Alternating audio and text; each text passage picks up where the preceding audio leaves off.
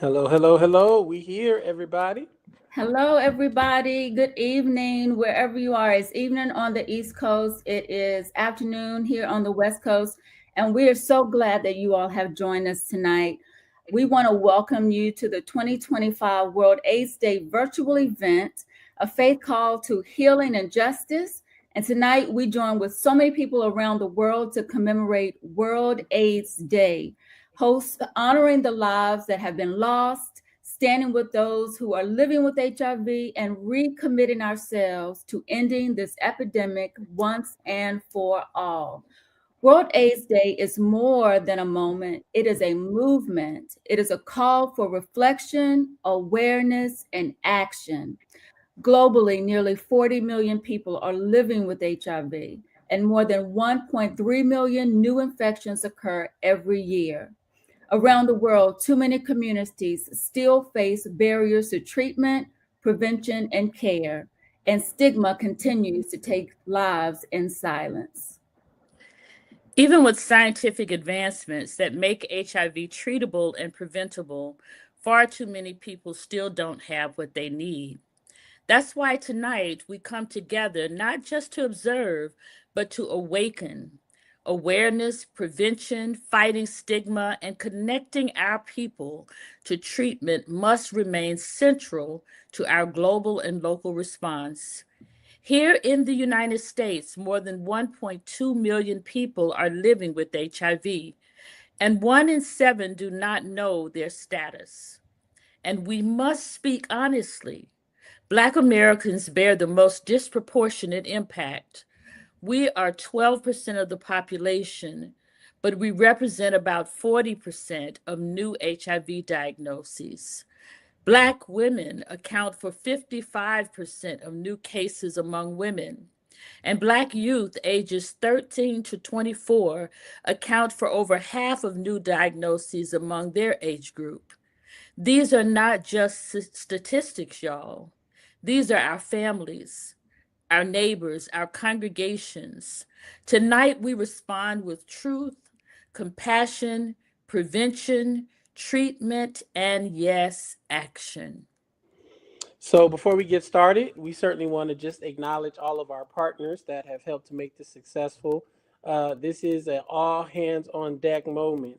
And so, we're super grateful for everyone that's answered the call, Reverend Cece and Pastor Tracy, and so many have put out this massive call. And you'll see that we have a wonderful, wonderful gift of partners that include Live Free USA, the Prophetic Convening, the Black Church Freedom Fund, blackdoctor.org, the National Council for Negro Women, Network Lobby, State of the People, Choose Healthy Life, VIV Healthcare, Southern Black Girls and Women's Consortium, GBAPP Inc., Faith Out Loud, Win with Black Women, the Balm and Gilead, and everybody's mama, daddy, cousins, and grandmama and them. Everybody's here because all of us are impacted by HIV/AIDS on this World AIDS Day. We're excited to gather so many from our community who are laboring for awareness, prevention, treatment, justice, and healing. And so, before we move forward, we now want to invite you to join us to be a partner by sharing this stream. We want to just blow up our numbers. We want to get tens of thousands of folks conscious of the information that will be shared tonight. You can go to blackdoctor.org's Facebook, their YouTube channel, or their LinkedIn page. They are one of our exclusive streaming partners for tonight. And you can certainly get connected to their great work even after tonight's stream is over. But tonight, they will be the ones helping to get this stream into all of our algorithms on Facebook, YouTube, LinkedIn, and beyond. So please take a quick moment, all of you that are on here, and look up blackdoctor.org on the Facebook, and let's just hit the quick share button and let's go viral. This is a collection of talented, passionate folks that you would rarely find moving in the same space, but this moment requires that of us. So let's do everything that we can to help get this out to as many of our community members as possible. Blackdoctor.org on Facebook, YouTube, or LinkedIn. Let's share their stream into our algorithms, and let's gather our community for a very important, life saving information conversation because we need it. To get us started, we are super grateful to have one of our national faith leaders.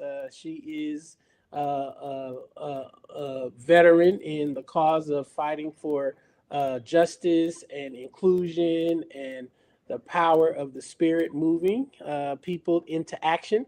She is the presiding prelate of the House of the Lord churches and one of our wonderful co-founders of the Black Church Pack. She's also the founder of Power Rising and a host of other titles that would knock your socks off.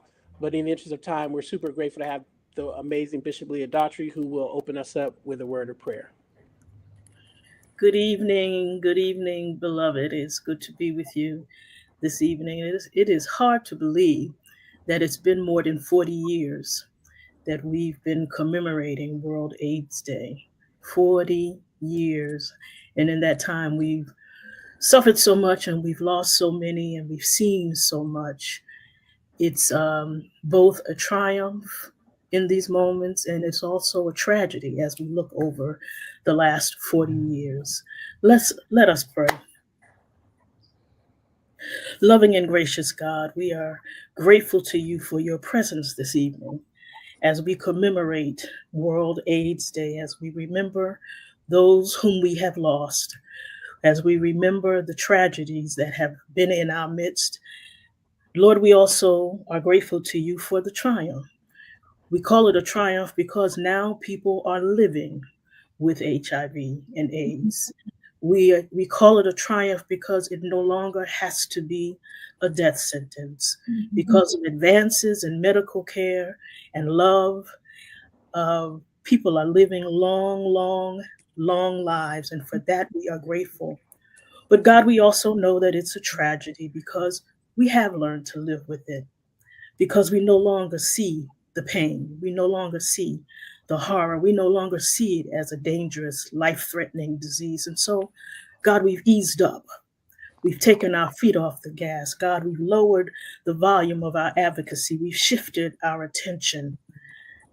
Fewer people are dying, and that's become okay with us. But God, we ask you to stir us up, to help us to remember that as long as one child suffers, as long as one person is infected, as long as one person has AIDS, as long as there is one, we have more to do. We have work to do. We have funding to fight for. We have a cure to find. We have treatment to administer as long as there is one. Help us to remember, God, our mandate to care for the least, the last, and the lost. Help us to remember that we have a responsibility to be voice for the voiceless, to be hope for the hopeless, to advocate for the left out, the locked out, and the left behind, to be salt and light, to be shelter and respite, to be watchers on the wall, to lead in lonely places, to speak boldly in the silence, and to never give up.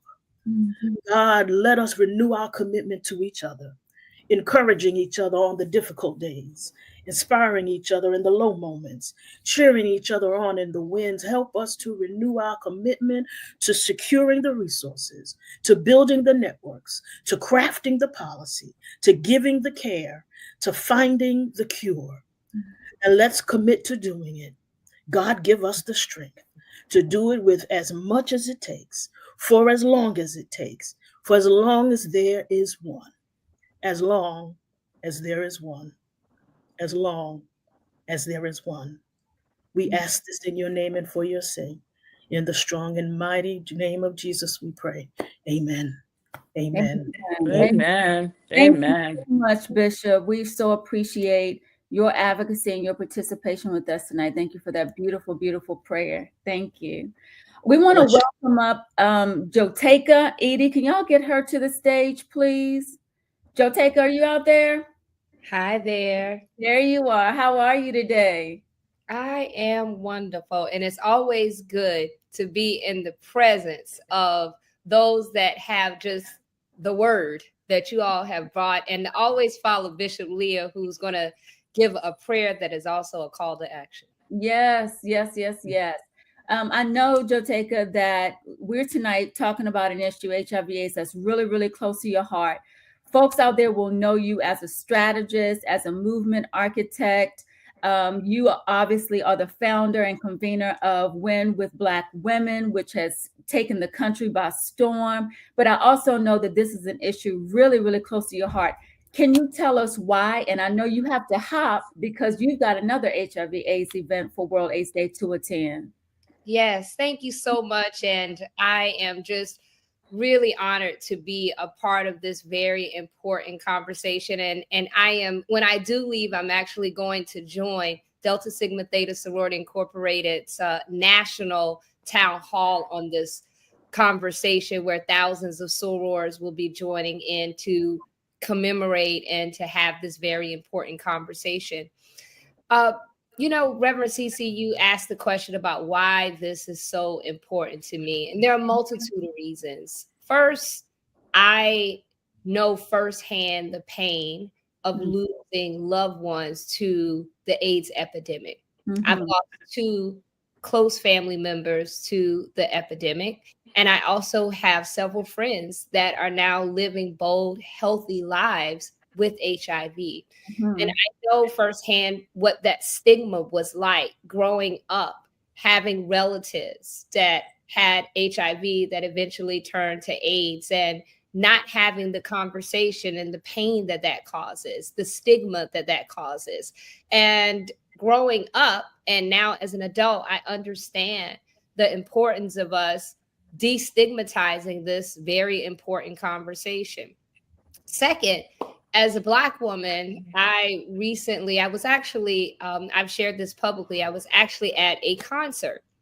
And during the concert, the artist, who is an HIV activist as well, Raheem Devon, read a statistic about Black women.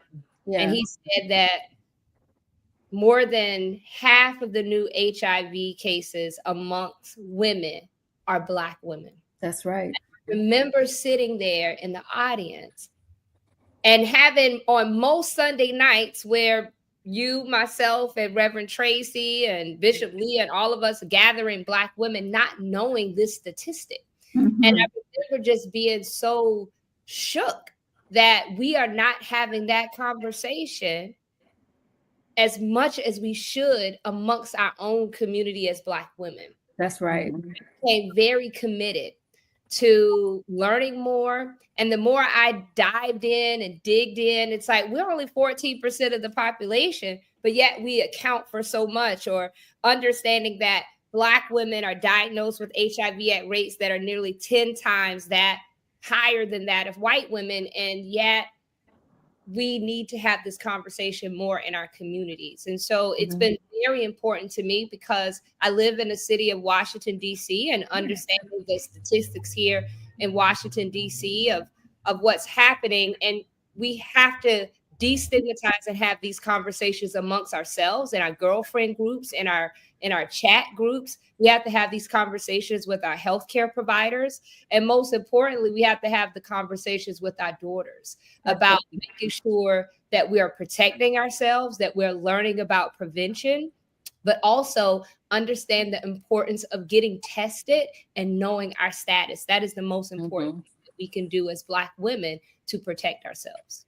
Joteka, I really appreciate you taking the time to stop by tonight. And you're absolutely right. We're having this conversation because myself, Reverend Tracy, Pastor Mike, we understood that, wait a minute, we are hearing less and less messages about HIV, particularly on the prevention side. We're not talking about condom use anymore. We're not talking about the statistics in our communities anymore.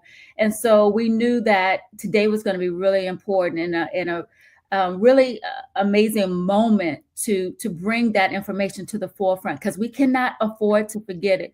Across the bottom, folks, you will be able to see in our ticker some websites that you can go to find out where to get tested, where to access PrEP, and we're going to tell you what PrEP and all that is if you don't know a little bit later, where to get health services, okay?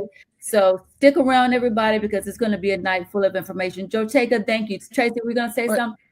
I just wanted to say one thing before you ran off Jotega, because you brought up something that had not been at the forefront of my mind until you said it this way, that HIV is also a justice issue. It's not just a health issue. That's Yeah. right. It's a justice issue. Black women are some of the hardest working women in the United States. And it means that sometimes we self-medicate. Sometimes we don't go to the doctor and get the checkups that we need. And so, as Reverend Cece said, you don't even have to have money to get these testings done, and it saves your life. It is a justice issue. And so we're excited to be here for that reason. When you said that, I was like, why so high? It's because we're so busy taking care of everyone else that we don't pay attention to our own health care the way that we need to. And HIV is a medical crisis, but it's also a justice issue. You're exactly right, Reverend Tracy. It is a justice issue. And I was listening to what Bishop Leah was sharing, and when she was saying that, yes, there are, there's so much medical technology where people can live healthy lives, but we're also still losing lives. And that is the part, is the injustice. And that we have to actually speak.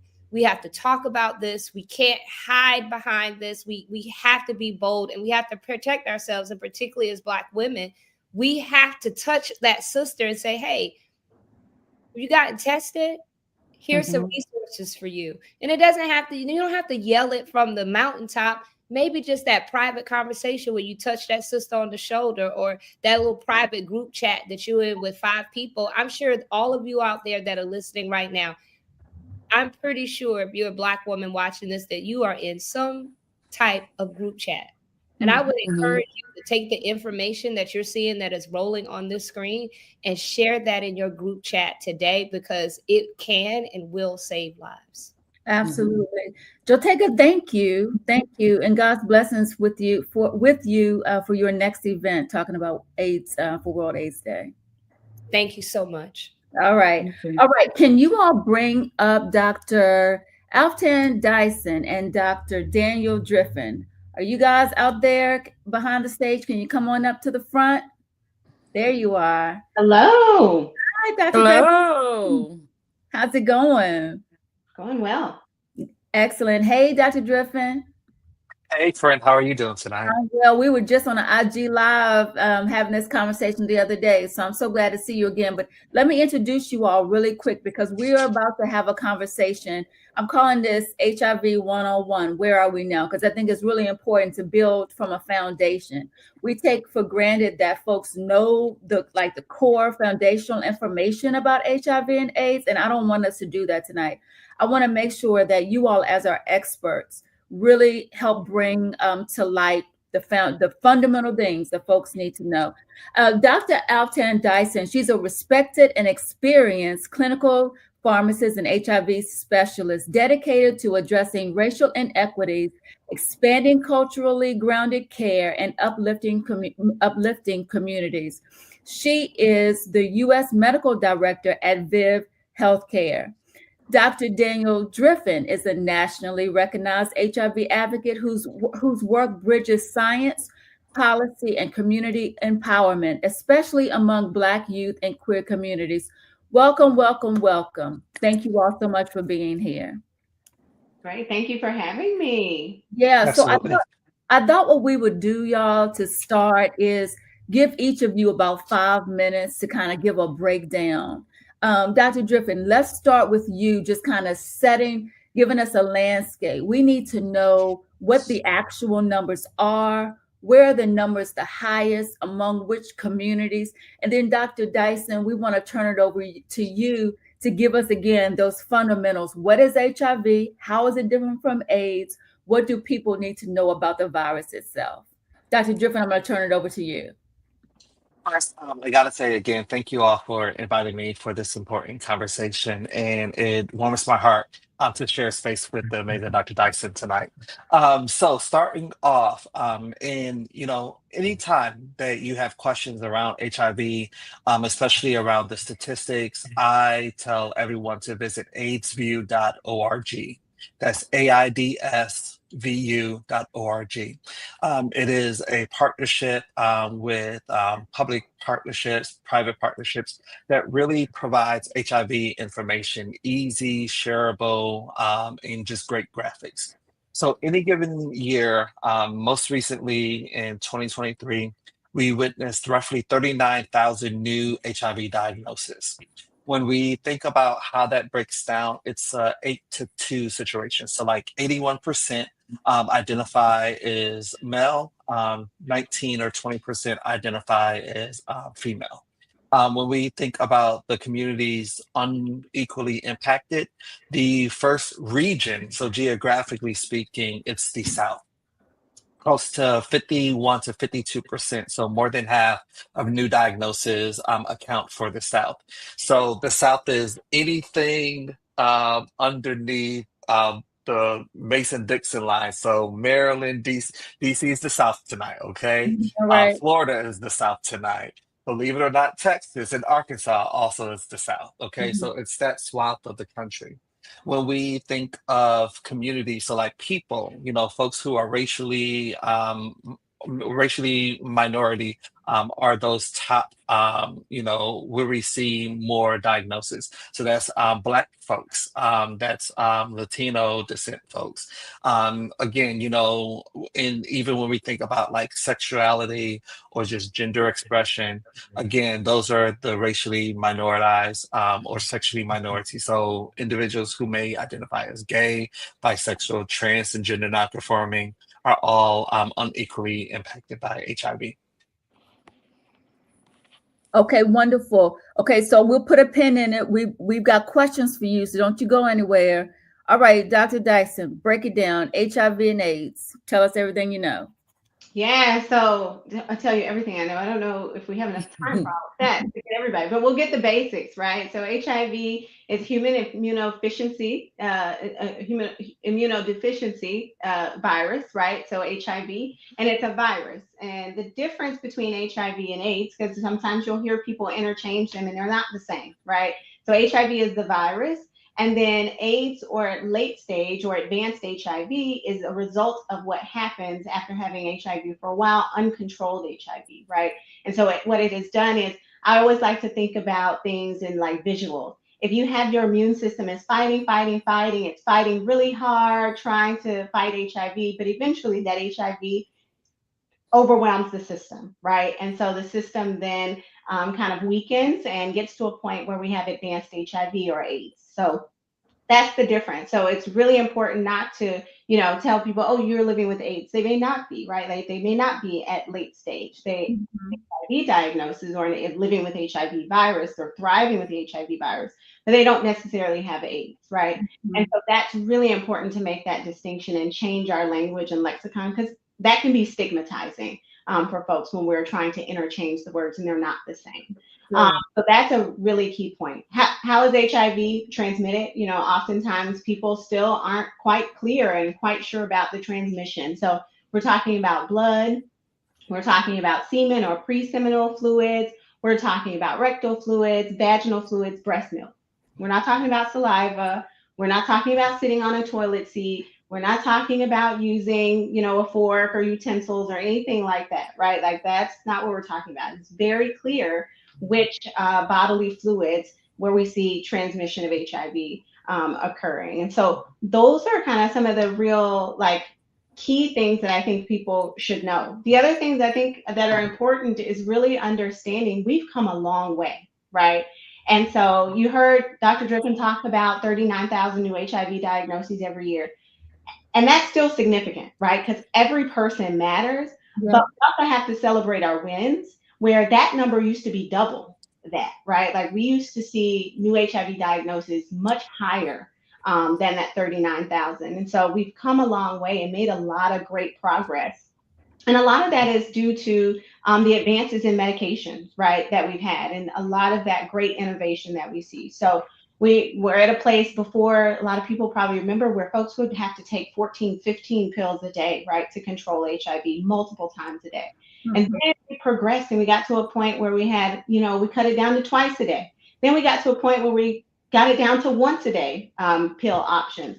And then we've gotten to a place now where we see long-acting injectables, right? Where you can take a long-acting injectable for treatment every 2 months, right? And not have to take pills every day. So we've made some great strides and advancements in treatment. We've also done the same in the prevention space, right? There was a long time where what we would talk about is using condoms or abstaining from sex. And now we talk about there are biomedical tools or interventions or medications that we can use to prevent HIV. And we've had those for over a decade now, going on 13 years where we've had biomedical intervention tools. We've had PrEP or pre-exposure prophylaxis for, like I said, almost 13 years now.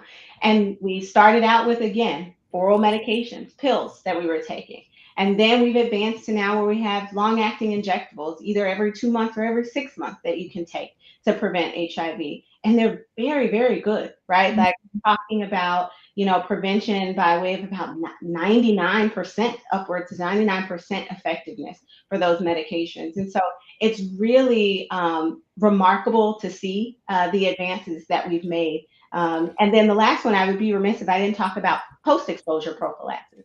So we always talk about, treatment as prevention, getting somebody on treatment, undetectable, U equals U, undetectable equals untransmittable. Then we talk about PrEP, medicine you can take prior to any exposure. And then we talk about post-exposure prophylaxis. So you've had an encounter potentially where there's concern, where you think, maybe perhaps I came in contact with HIV. What can I do? Well, you can go and within 72 hours, get on medication to actually help you prevent HIV transmission. So we've got options all the way around, and we've got to use those options to help us get to ending the HIV epidemic. Thank This you. is so helpful, Dr. Driffin and Dr. Dyson. I do have a question, and I celebrate the wins. I do. And yet, Black women are being infected at higher rates than everyone else. And Black people are disproportionately still impacted by HIV. With all of these preventive medicines available, with all of the education that's available, what is the issue? Why is this disproportionately present in the Black community? What are we missing? Because we're missing something. Absolutely. I usually sum it up in one word. I think Dr. Driven and I may say some of the same things. Stigma, right, is a really big one. And I tell people all the time that HIV is not going to kill people, right? If they get on their medication, they take their medication, or you get prevention, that's not what kills people. That's not what we see. It's the stigma, right? Because we prevent ourselves from availing ourselves of the resources that we have because of stigma sometimes. So let me push just a little bit further, because stigma happens when you have the disease.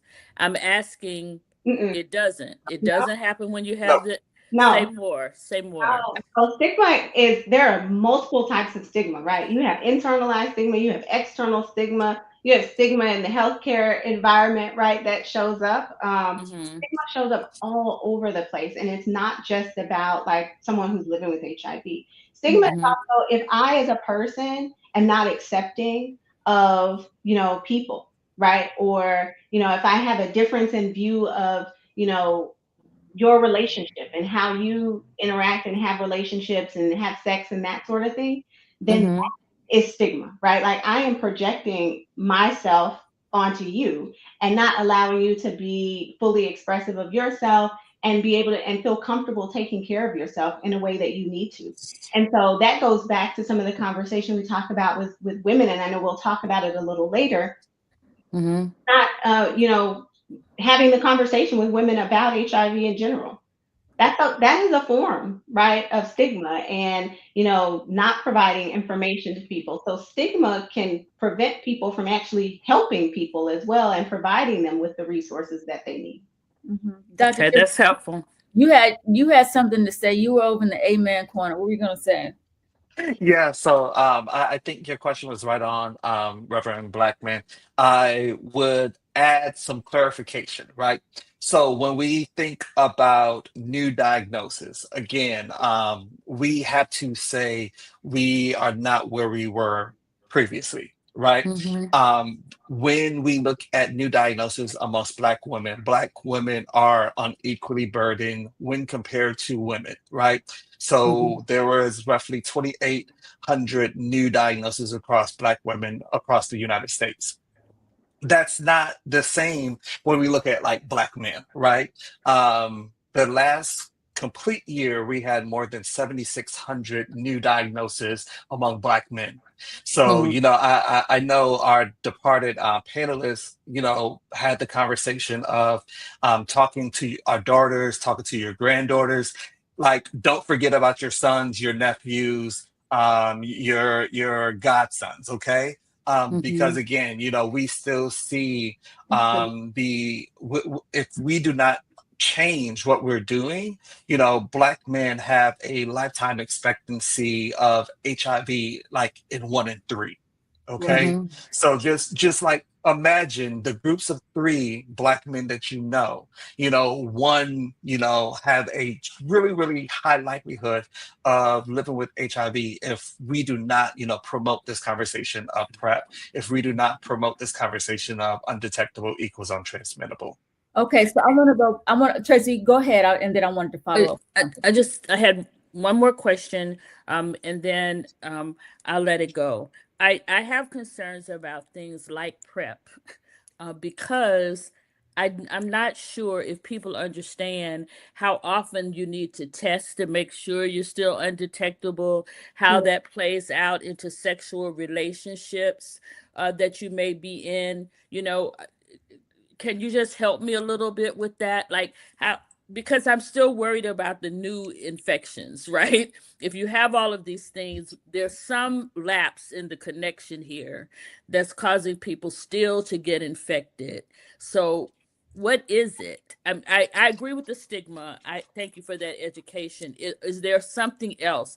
Like if you're on PrEP, is there a routine that you should make sure your partner is checked by a certain, you know, I'm asking. And you know, this is the wonderful thing about this conversation, right? So I think again, we have to delineate, you know, PrEP versus undetectable equals untransmittable, right? The U Okay. equals U message. So Okay. for PrEP, you know, it is highly recommended that individuals on a PrEP agent see their provider every 3 months, you know, but that changes depending on the mechanism that you use for PrEP. So if you are on a bi-monthly injection, you know, you may see your physician, you know, that second visit to not only get the PrEP treatment, but also to test for sexually transmitted infections. Okay. I see. So if you're doing the 6 month, you know, again, you have to determine how best do you weave in STI protection paired with the HIV aspect. On the flip side, for people living with HIV, you know, again, individuals more likely see their primary care physician 3 months, 4 months, or every 6 months. You know, again, depending on if you are on a daily medication or the bi-monthly injection, you know, it's about the wraparound services that goes to keep you the healthiest. I think the other thing I would add, you know, the missing connection is the fact that we still live in a nation where we do not have like healthcare for all. Okay. Mm-hmm. And like Mm-hmm. if Mm-hmm. you do not have a mechanism to pay for your HIV medication or even like get transportation to see a provider to treat HIV or prevent HIV, you know, that is a big conversation that we miss, you know. And I would be remiss if I did not say anything about language, you know. So like us having this conversation so far, you know, we are attempting to destigmatize HIV, but that means we have to use better language, you know? So even us on a platform like this saying infected, like we got to stop. Okay, Mm-hmm. we could say just living with HIV. We could say acquired, you know, the illness, but infected should not be in our vocabulary. You know, like hearing or even reliving stories of individuals with full blown AIDS. You know, I'm gonna ask you if anyone says it tonight. You know, what is half blown AIDS? Uh-huh. Mm-hmm. Okay, Yeah. there is. it's no such thing, so we have to be mindful Mhm. of how language also perpetuates stigmatizing situations that push people out of care or even from prevention techniques. That's so good. And I want you guys to in real time give us all of this education, okay? Like throughout the program. So we need to be saying living with HIV. We need to be saying acquired HIV. Okay, thank you. Please continue to tell us because we want to be updated, informed about how we destigmatize this illness Mhm. even in the way that we talk. So thank you. Before we move on, and I know y'all aren't going anywhere, you're going to be backstage for a second. I want to invite you doctors to be over here in the comments. These folks over here in the comments are lighting it up. Minister Bobby Wiseman is over here lighting it up. Lady Bird Burgess, who we were talking about, who we're talking to on Facebook Live this week about HIV, is in there. Kevin Sauce from South Africa is in there. Tracy Dooley, all kind of folk up here. I see y'all. I see what y'all are saying. Y'all are on fire. Thank you. And so if there are questions, Dr. Driffin and Dr. Dyson, would you just look over in the comments and feel free to get people together as we need to be gathered, please? Yeah. Okay. No, so just a few things I'll highlight here. I think I like Latanya's comment around lack of education, and I think that's spot on too as a reason why. And I'll even add on to that, like we don't have the conversation candidly about sex in general, right? Like, so Mhm. how can I Mhm. have a conversation to talk to you about HIV prevention, STI prevention, if I can't even have a decent conversation with you just about sex, period, right? So Mhm. that's us from being able to have the conversation. I think it was maybe Latanya also or somebody else who said, even that word AIDS, right? Like it's there, but usually you heard me try to correct and say it. And so I'll say why I said it, advanced HIV, right? Or, a later stage. Like we Okay. don't like to say AIDS because AIDS is stigmatizing as well. And the other piece was around like this infected. I love that Dr. Driffin brought that out. Like instead of also saying new infections, we say new diagnoses. People were diagnosed, right? Like with HIV or, newly acquired HIV, but not infected, right? Because it's very stigmatizing and not good language. And we always talk about people first language. So if you can remember that, putting the person first, because they're a human before they have their diagnosis. I So love that. Thank you. I love that too. I want to say, and I received that correction as a nurse.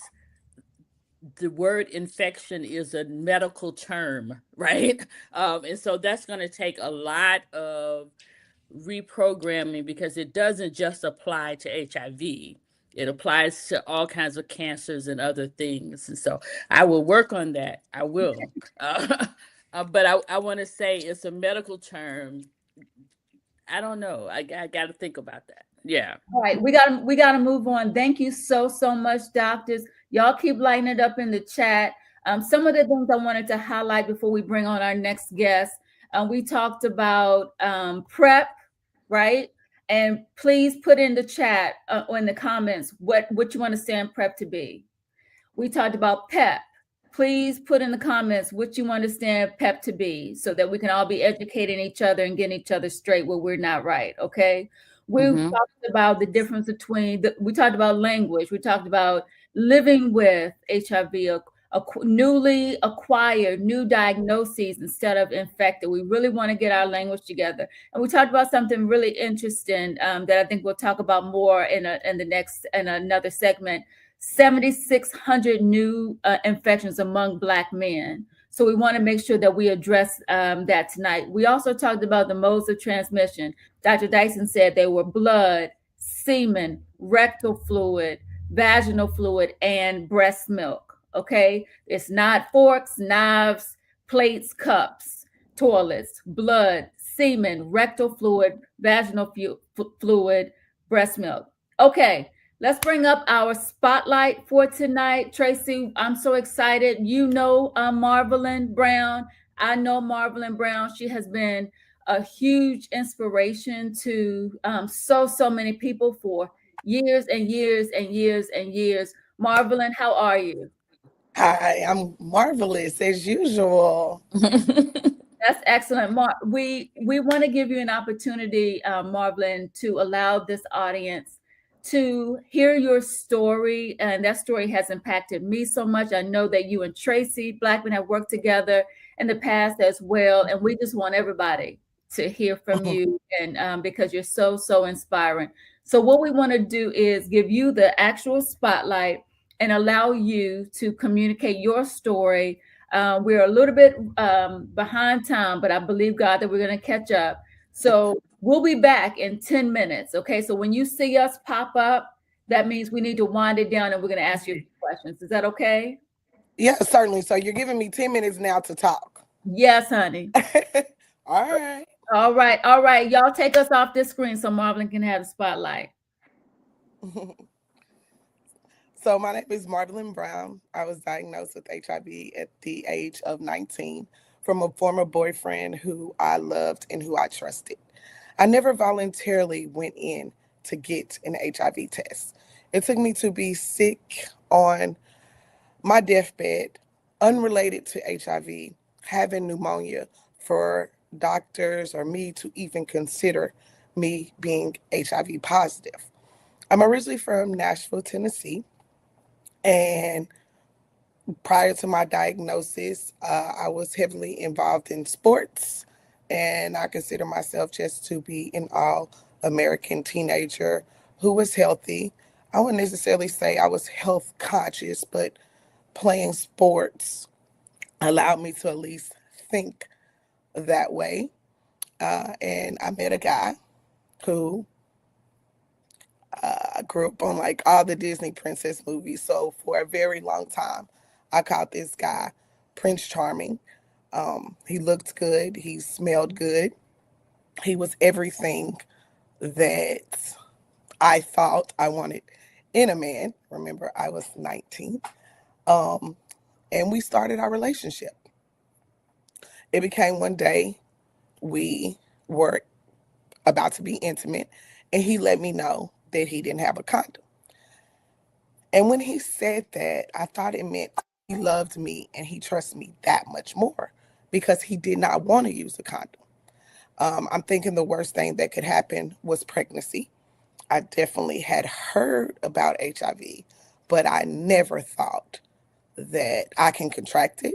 I thought it had a look, and it was very far off my radar. I was very ignorant to the virus. So we proceeded to have sex that night. It took me approximately 3 weeks to be sick in the hospital with pneumonia. And I remember laying in the hospital room. I'll never forget the day, the time, the weather, anything like that. And it was July 17th, 2003. The doctor came in and he sat in front of me and he had the most serious look on his face. I knew in that moment that I was pregnant. I just knew it because what else would he tell me? And he looked at me and he says, you have pneumonia. And I'm like, yeah, they told me. And he said it. He said, I have something more serious to tell you. And then he said that I was HIV positive. In that moment, I felt like I was supposed to have like this dramatic reaction.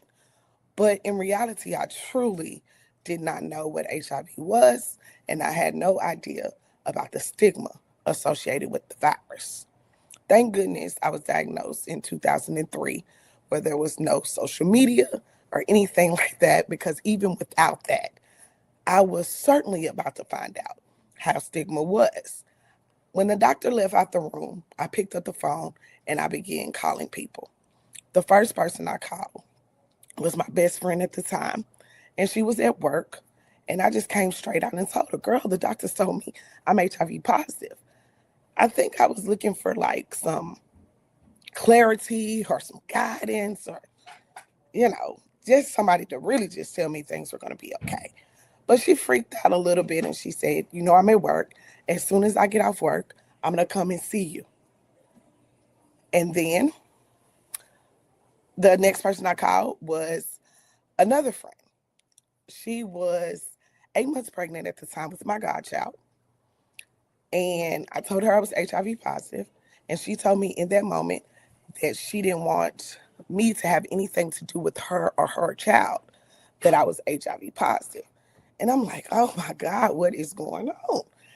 So the third person I called was my sister. She's a hairdresser in Nashville, Tennessee, where I'm from. I had only been HIV positive for about 10 minutes. And I remember getting ready to tell her I was positive, and she told me that she had already found out. I had only told two people, and they told I telephone. So she told me she already knew, but my mom did not know, and it probably was best for it to come out of my mouth to tell my mom. So I called my aunt, who I had a closer relationship with, because I was scared to tell my mother. I was scared what she was going to say, how she was going to feel, anything, and I still really did not know what was going on. Luckily, when I called my aunt, she gave me a lot of information about HIV. And I kind of told her that I've told people and this, and I knew that it was no going back in that moment. So I called my mom, and my mom told me she didn't want me to tell anybody I had anything. And if they wanted to know what was wrong with me, just tell them that I had cancer. But I had already told four people prior to her. She really thought she was the first person I called. So that is how I found out what stigma was the same day I found out I was HIV positive. For a long time after my diagnosis, I felt HIV was what was going to kill me. I definitely wanted to die as the stigma was overwhelming. To be told that I have a virus now that I have to take medication for every single day. The guy who infected me actually told me he didn't want to have anything to do with me because I told too many people about the HIV, that I was HIV positive. So he didn't want to have nothing to do with me. And now I got to take these medications. My doctor telling me that I won't be able to afford if I drop out of college. I mean, I really, really had a lot going on. Until one day I almost died, and it had absolutely nothing to do with being HIV positive. I was involved in a car crash, and I definitely was not supposed to make it. And it was in that moment, and I think at this point it was about 9 months after my diagnosis, that I realized, despite the simple fact of being HIV positive, that I still had life. And I wanted to do something more with my life. I wanted to come to terms with who I was and what I had. So I decided that I was going to put my story in the Tennessean paper, which I had already was getting offers to do it because I played sports in high school when rumors were spreading, and friends of mine, parents worked at the paper and all these other things. I would set up appointments and I wouldn't go, or I wouldn't call. And after the car wreck, I decided that was what I was going to do. And when I tell my message, I definitely tell people to get tested because I never would have voluntarily went in to get an HIV test because I did not think it could happen to me. I did not think it was an issue of mine.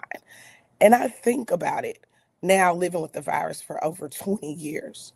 I would have found out when I would have gotten an AIDS diagnosis because there was no way I would have went in. So I'm very grateful for that. I also tell people to get educated because I had no idea. And I get it a lot. People always talk about, well, you must be promiscuous. And to get it, it's as if people think you don't get HIV from one person one time. They think you go to this person, get the H, this person get the I, this person get the V, and it comes together. And that's how you get it. And that's not how you get it. You get it from one person one time. So I can't express enough of getting tested, getting educated, because also within getting educated, that helps with stigma as well. Marvelyn, thank you. Every time I hear your story, it's just so powerful, and I'm just so moved by the way in which, for the last how many years, you've been advocating now. Well, I did take a break, like 6 years off. Uh-huh. All But right. I mean, it's crazy, but I was kind of still advocating for my book and Mm-hmm. previous stories circulating online and things like that. But I took a personal step back. Mm-hmm. But it's been over 20 years. Wow. And you, just to highlight some of the points, you were 19 when you were infected in Nashville, right? Hmm. And that really goes to underscore something. I believe it was Dr. Driffin who was sharing the epidemiology part of all of this, the demographics, when he talked about how HIV, how there are more diagnoses in the South, right? And we know the South has more Black folk living anywhere in the South more than anywhere else in the country.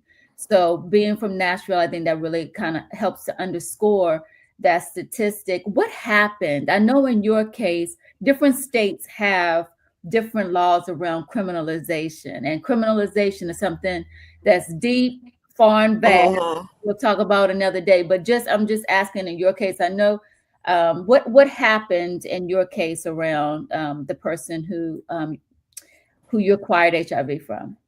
Well, when I originally found out I was HIV positive and I told him that I was, he told me that he was sorry. And I felt like at the time that we were finding out together that I was HIV positive. He told me he went to get a test. He told me his test was positive. Mm-hmm. So I thought at the time we both were finding out together that we were HIV positive. I just thought that due to the stigma and the simple fact of people knowing my status, he didn't even want people to think he had it, Mm-hmm. whether he had it or not. So I thought that's why he didn't want to have nothing to do with me. We still kept in communication throughout the year, but it wasn't until 2019, and I was diagnosed in 2002. It wasn't until then that I found out that he knowingly infected me with HIV and had knowingly infected over 20 women. So I want to talk about that a little bit, Marvelyn. I want to begin by saying I you can't hear have, your question. I can't hear you. I want to begin right there. Can you hear I me? can't hear you. I don't know Can you why. hear I can me? hear you. You can hear Cece, but not Reverend Tracy. Yes. Okay, Trace, I don't know what you were going to ask. I can hear you. What were you going to ask, Tracy? Can you hear me now? She still can't, but I can. What were you going to ask? I wanted to first tell her how she's a hero to me for her courage in um, confronting the whole journey. The reason that I would have you come to the church to talk is because you are an example of what it means to live despite a diagnosis. And this was a long time before we had the advancements we have now. Yeah. Your book, The Naked Truth, is an important book that I recommend that people get. Okay, And so I want, hold on, Marvelyn. So I'm gonna tell you what Tracy's saying because you can't hear her. She was Okay.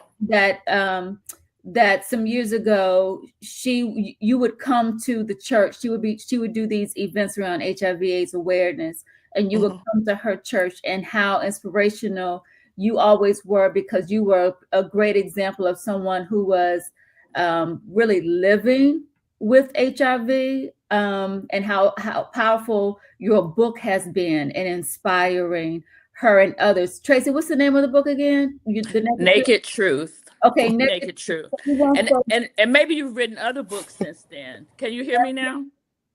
No, she can't hear Oh, you. Have you I written still can't.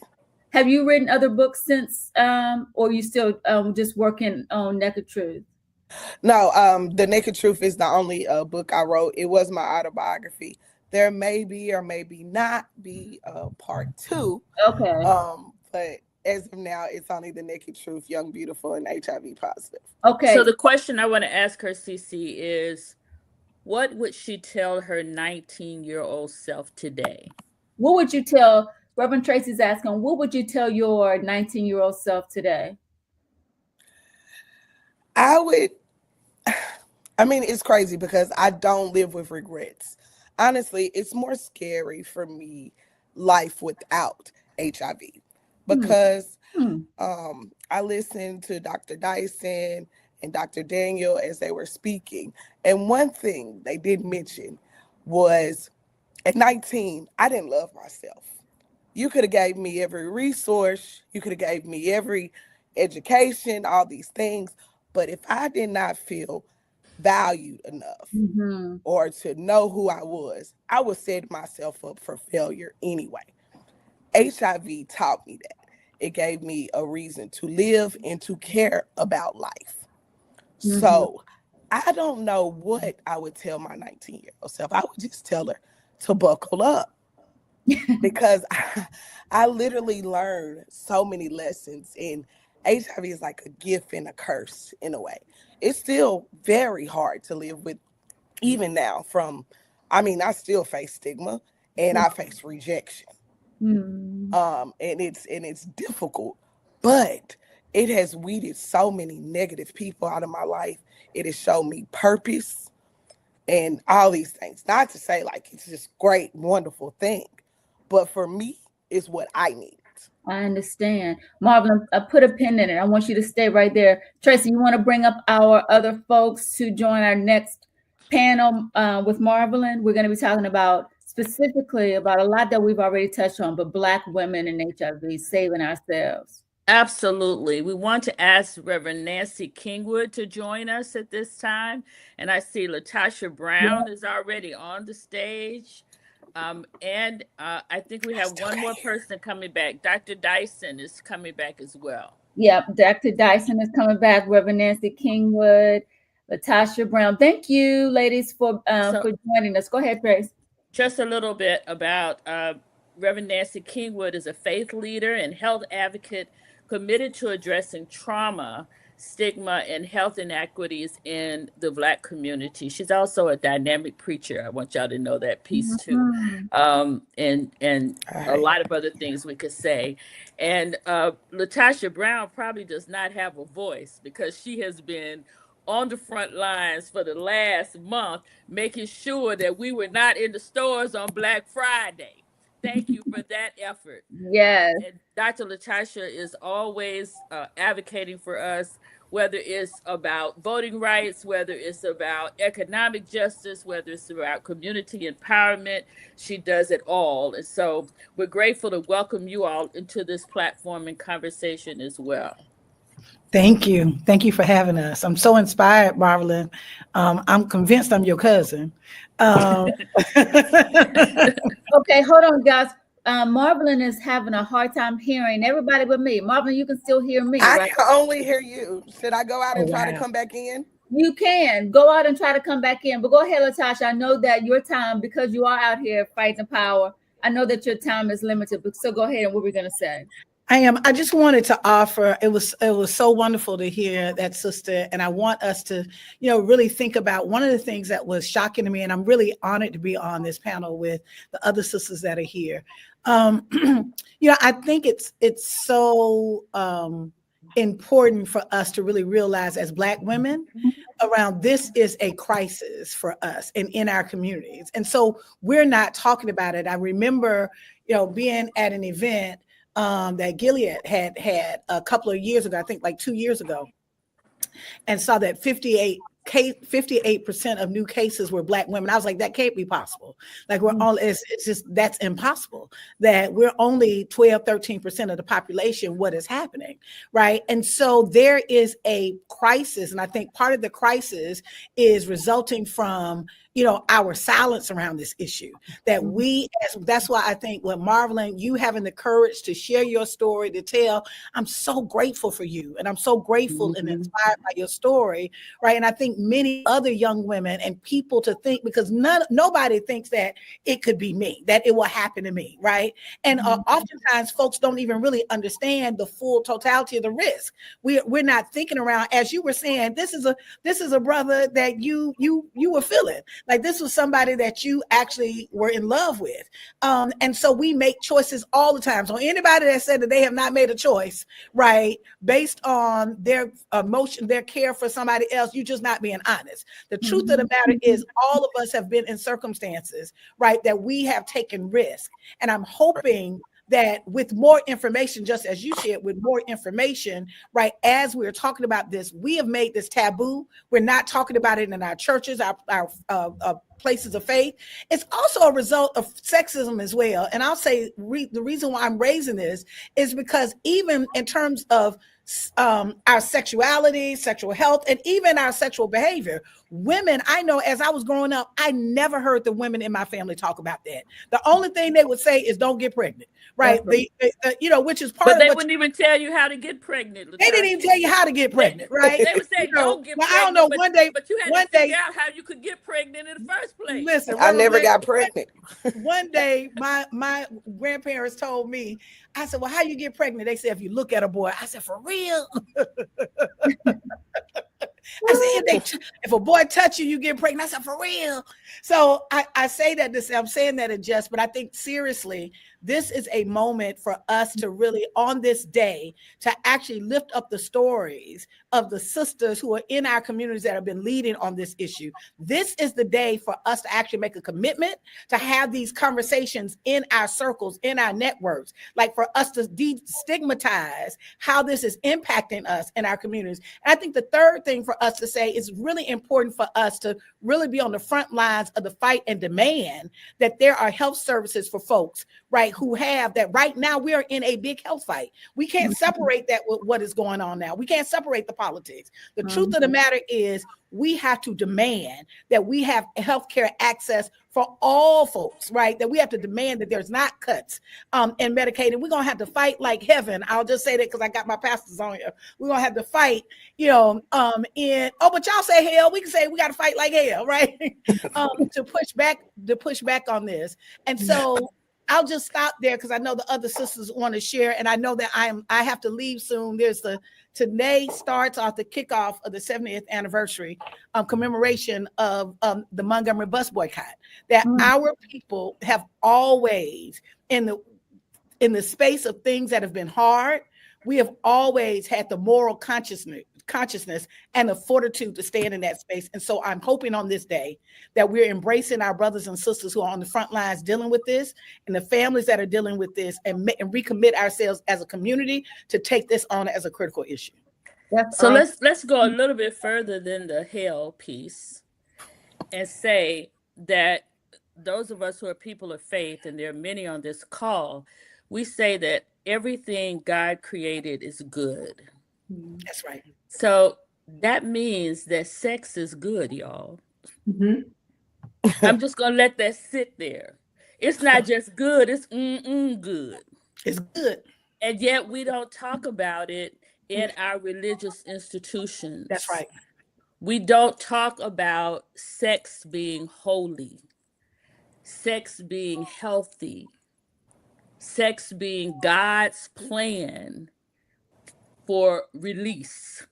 Mm-hmm. So how do we change from making this just about HIV to it being about living full, holy, sexually active lives? Because God made it and it's holy. Yeah. The whole word. I don't have nothing to say to that. Nothing in the world, but that's a word I'm gonna sit with. I tell you that much. Latasha, I want to thank you. I know you got to run. I want to thank you so much for coming on here and preaching. If we had time, we'd ask you to sing a song, but we'll bring you back to sing a song another day. All right. All right. Thank you, sisters. Thank you. Thank you. I'll pick up on what Reverend Blackman said though around conversation and why don't we talk about sex in a different way. And I think, Reverend Thesey, you and I talked about this before when we met, and I talked about the work that we did with the Black Women's Working Group around risk to reason, shifting the language. So we always have talked about sex, HIV, and STIs in a risk-based way. And that goes back, Reverend Blackman, about that the health language that we use, right? We talk about what's your risk. But if you don't see yourself at risk, because who in their mind thinks that sex is risky, right? Like, Mm-hmm. that's just pleasure. So you have to shift that language, and that's what the Black Women's Working Group to Reframe Risk taught us, was that we need to shift the language and talk about reasons that HIV prevention, sexual health and wellness, like start there, why that's important for us and why we should have those conversations. And embedded in that is talking about pleasure, right? Like, Mm-hmm. that should be pleasurable for you. And like, it's okay to have that conversation. It's okay to expect that, right? Mm-hmm. um, let's talk about agency, right? And reclaiming our agency, right? Reclaiming our bodies and being able to like decide for ourselves around our sexual health and wellness. And so that was some of that work to kind of shift that language to then be able to pick up a conversation around sexual health and wellness and then pick up a conversation around STI prevention and HIV prevention, right? Mm-hmm. But if we don't have those kinds of conversations and talk about pleasure, intimacy, right? Like, sex, then we can't get to, the rest of it. Like, we can't get there. So we have to, pick that up and shift the way we talk about and think about sexual health and wellness. That's good. I want to bring Reverend Nancy into this conversation. Reverend Nancy is my mentor in HIV and I can't hear. work. And Marvelyn, can you hear us? Marvelyn, can you hear us? You can't hear you now. Okay. I can only hear you now. Oh, okay. I'm turning over to Reverend Nancy. Reverend Nancy, you've been in this work. I have no idea what's going on. Every time when somebody leaves or come in, I can't hear. Okay, all right. We're turning it over to Reverend Nancy, who's been in this work for many I'll just leave and come back again. Okay. Reverend Nancy, can you tell us just a little bit about how you got, as a Black woman, how you got into HIV advocacy and a little bit about what your work entails? Sure. And thank you so much for the invitation to come on and share tonight. I started my work in HIV about over 30 years ago. I was working for an FQHC, a health center. An opportunity presented itself for me to move over from the Department of Social Services into the HIV department. I was certified by the state of Connecticut to offer HIV testing. And at that time, it was a blood draw. We had to wait maybe 2 or 3 weeks for results to come in. And so one of the things that drew me and kept me in this work is, as I moved forward in this field, I started seeing more and more people test positive that looked like me. Mm-hmm. And when I looked around for resources or some community support, it wasn't there. And so from moving past, working for the health center, I then went to GBAP, GBAPP, which now I'm serving as the executive director. And Cece, you know this, you were in the NE Alliance. Yes, I was. A curriculum for Black women to raise awareness so we would know our risk factors, so we would understand the language. We have to be at the table. We have to be at the table where decision makers are. And that's one of the things that I just didn't see. So how then could we help empower women to share our stories, but also shift the narrative? Mm-hmm. Because if we wait for other people to tell our story and to shift our narrative, nobody could tell our story like we can. Mm-hmm. And so the NE Alliance gave a platform in which Black women could come together, that we can share, that we could take down the mask to say, yep, I was really feeling him, but this is what happened. Mm-hmm. And now that I have information, I know it's okay to say no, or now I know how to put on a condom. And yes, we taught women how to put on a condom even with their mouths. I remember that. Yes, I'm gonna tell you something. The NE Alliance trained us well, because I know after that training, I was in churches and Bible studies with cucumbers and bananas. Yes. Women how to put on condoms. NE Alliance was a real deal. Absolutely. Yeah, and I think that just gave birth to something that wasn't already in existence in the community. And we have trained over 150 Black women in the NEA Alliance. And then, I had to write a curriculum because the brothers was like, this is for women. What about us? I wrote another curriculum. But also, even now, we are funded by the AIDS Alliance for Women and Infants and Youth and Children by Dr. Ivy Turnbull for Roots and Rhythms. Roots and Rhythms, we meet the second Saturday of the month, and it's centering our voices and providing a safe and what I call a sacred space for women just to be women, for us to share, for us to address our traumas, for us to just talk about things that we don't talk about. To date, GBAP has successfully recruited and engaged over 80 houses of worship when it comes to HIV. And that was then. And then I asked the question, where are we now? Right. Where are we now? And I know in a little while, Reverend Nancy, you're going to be joining us to talk about the role of the Black church. I know you have a whole lot to say because so much of your work has been about awakening the Black church in this work. And so we're gonna hold that conversation for a little bit later. But I wanted to ask the both of you this, and this question, and I want to get to some of the questions that I also see in the chat over here. I want y'all to know I see y'all in the comments. One of the questions is about older Black women acquiring HIV, right? And maybe why that is. Are there different, I don't know, circumstances? Are they different? What's the word, Dr. Dyson? I want to say risk factors, but is there a better way to say that? Yeah, we just say reasons, or what are things that potentially could make someone particularly vulnerable, right?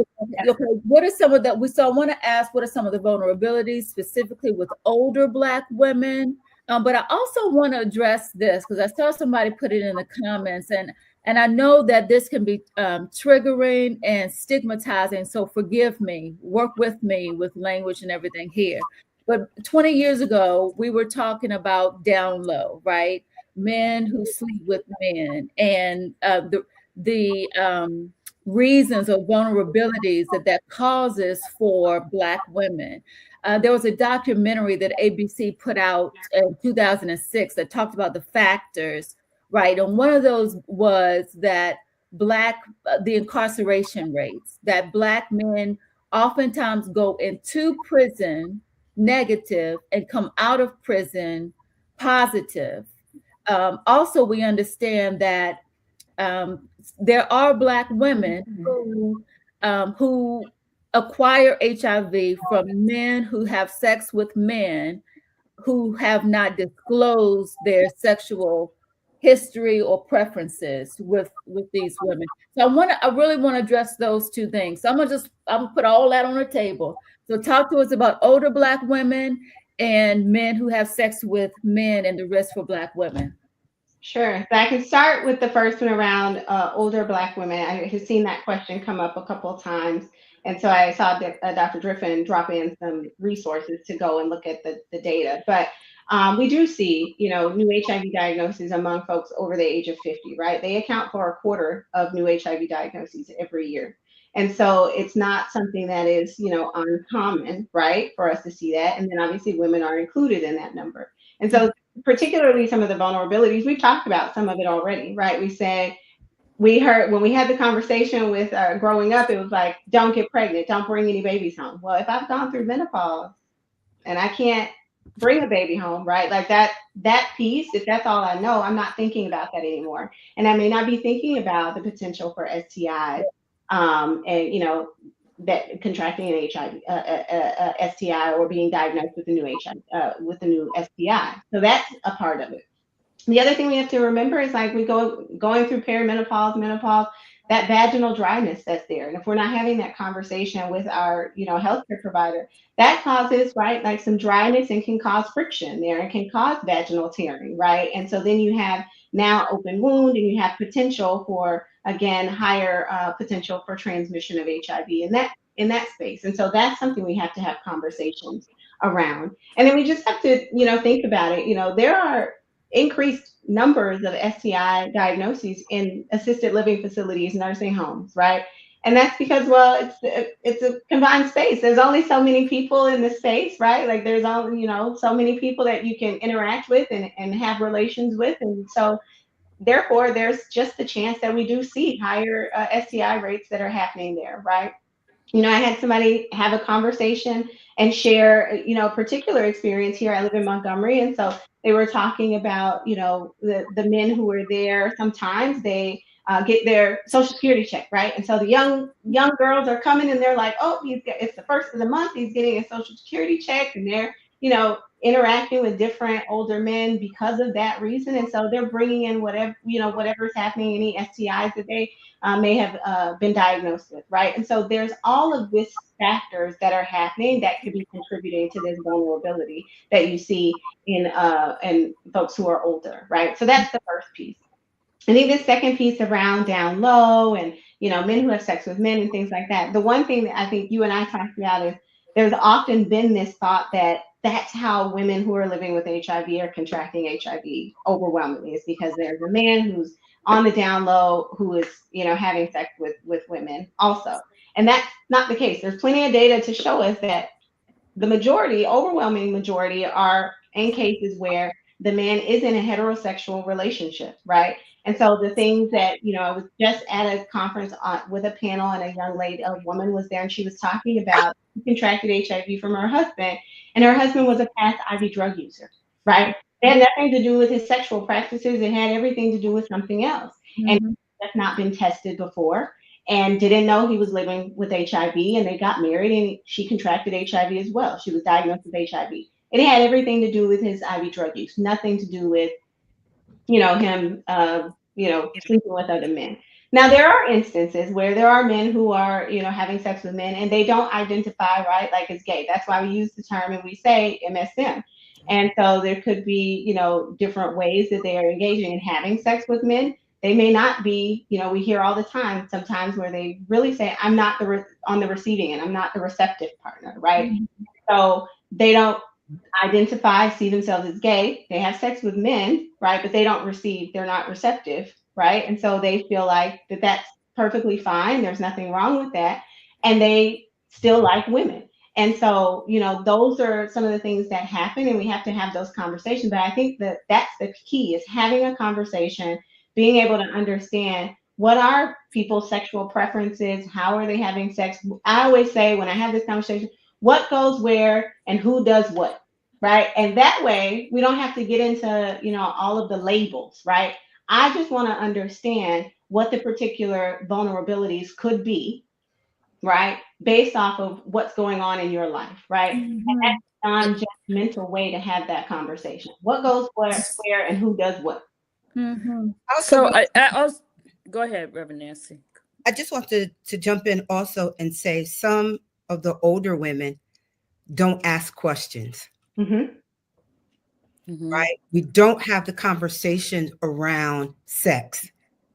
We don't have the conversation to say, where you been last night? We don't have the conversation sometimes to say, let us both go get a test.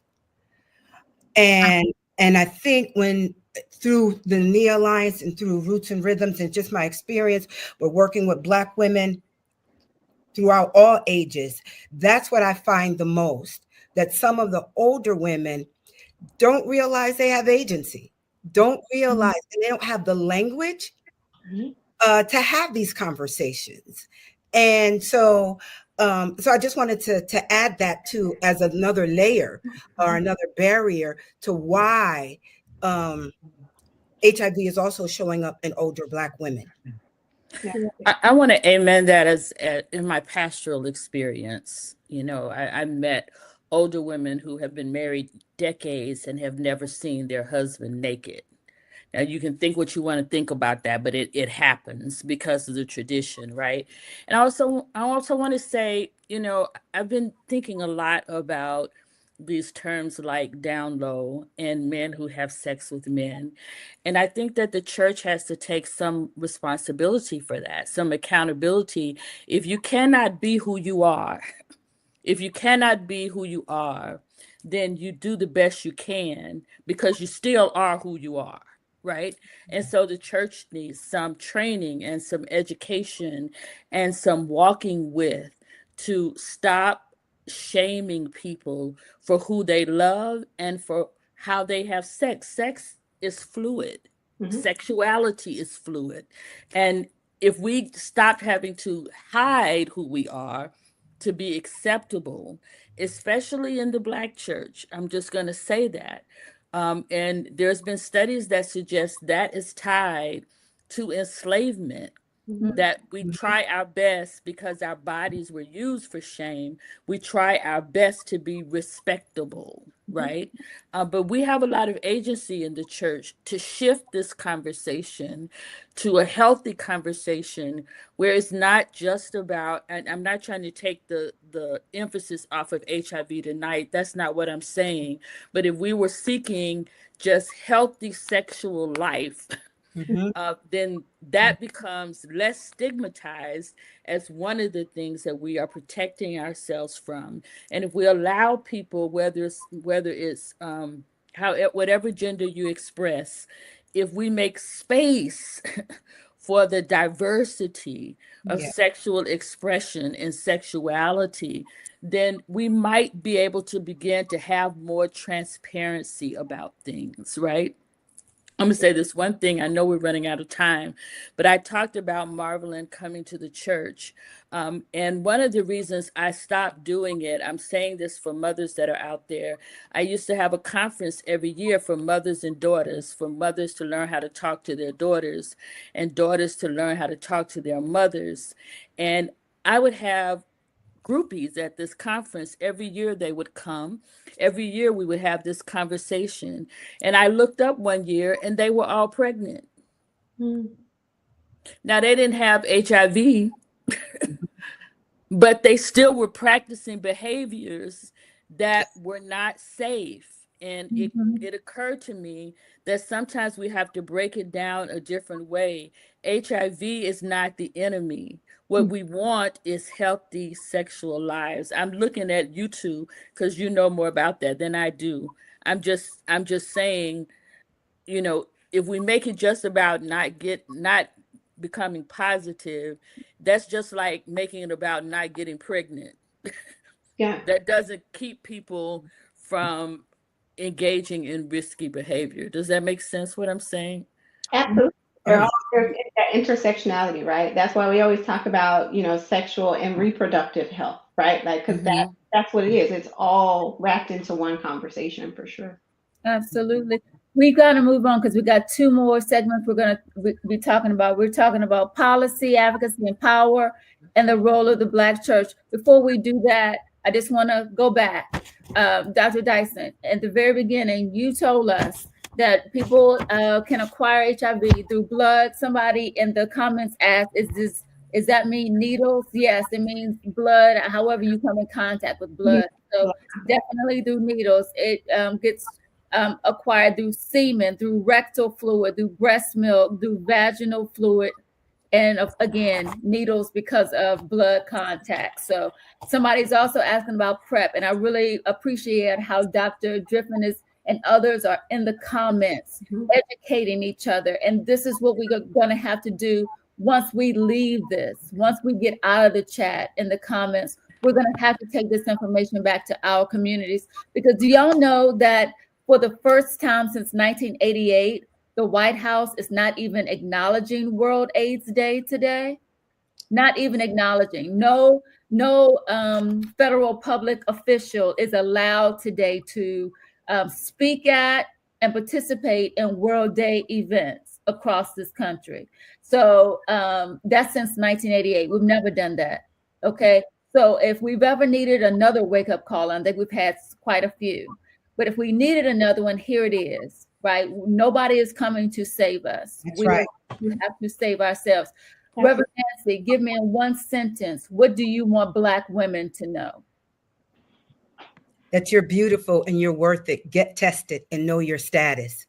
Monogamy is a word, it's not an act. You can't base I know this is more than one word. You can't base your HIV status off someone else's behavior and their responses.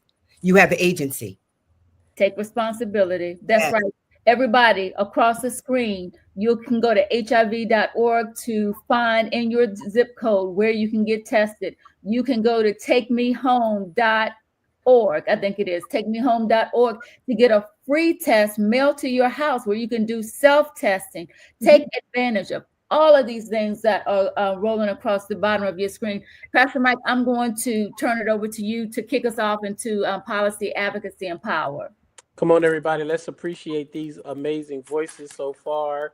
We have another couple segments to go that are going to keep bringing up more voices. And we want you, all of you that are watching, I believe they told me we have over 150 or so folks watching through the actual StreamYard link. We did finally get the live streams up on Facebook and on YouTube. And so for the last 30-minute segment, we want to invite you, everyone who's watching, all 150 plus of you, go right now to your Facebook page, go right now to your YouTube page, and share this link with someone. We want to make sure that everyone can join this conversation. Everyone can join this consciousness raising, this challenging, this educating conversation about how we can reduce all the stigma, how we can embrace and love those who are living with HIV and AIDS, how we can make sure that we change our own vocabulary, our own practices. The scripture says that faith comes by hearing, and so you have to hear it. You have to be open to hearing something differently. And so I'm inviting you, go to Black Doctors org page on Facebook, go to Live Free's Facebook page, or you yourself tap in with your YouTube channel and literally text this link to 10 folks that you know. But let's not allow the next 30 minutes of very important conversation to be lost on so many folks who we know need to hear this information. And we are also going to rebroadcast the entirety of this program at 7 p.m. Eastern Time. And I'm sorry, 7 p.m. Pacific Time, and then we'll rebroadcast it again tomorrow on all platforms just to make sure that everyone gets the opportunity to see and hear this information. Dr. Dyson, thank you so much. Reverend Dr. Kingwood, thank you so much. I think we're about to bring up our next round of participants as we talk about advocacy, policy, and power building. I'm going to ask Reverend Cece to stay on with me here. We have Pamela Price, who is a leader dedicated to uplifting women, families, and youth through health education. She is the deputy director at Balm in Gilead. We have the amazing, magnanimous Dr. Daniel Driffin, who I got a chance to hang out with last week, and he's a nationally recognized HIV advocate whose work bridges science, policy, and community empowerment. And he re-educated me in about 30 minutes on my life as related to this work on Instagram. And so I encourage y'all to go check that out if y'all want to hear from this wonderful, wonderful brother. And super excited to have Reverend Kimberly Williams joining us as well to help us talk about these issues. She's a pastor and counselor committed to holistic ministry, grounded in healing, mental health, and community care. Let's start with you, Dr. Driffin. Now, you've heard a whole lot, and I know the conversation. Oh, do we have Kimberly Williams, Reverend Kimberly Williams? She's not made it onto the screen. Hopefully, we haven't lost her in the backstage, but if so, just add her as soon as she's able. Dr. Driffin, I just want to come straight to you real quick. You've heard a lot, and we've talked about a lot.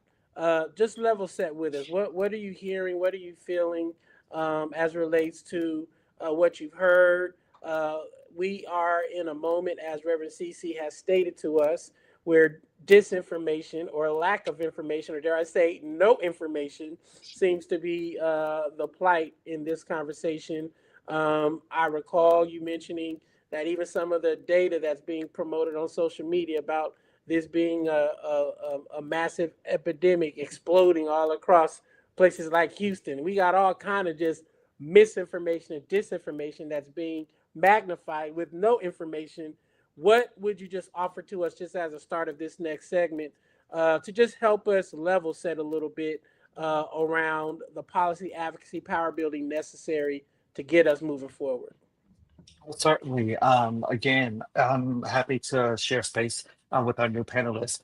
I think first off, it's truly making it make sense to everyone that policy touches all of our lives. Okay, let me start that up. Let me start that again. All policy is local politics, okay?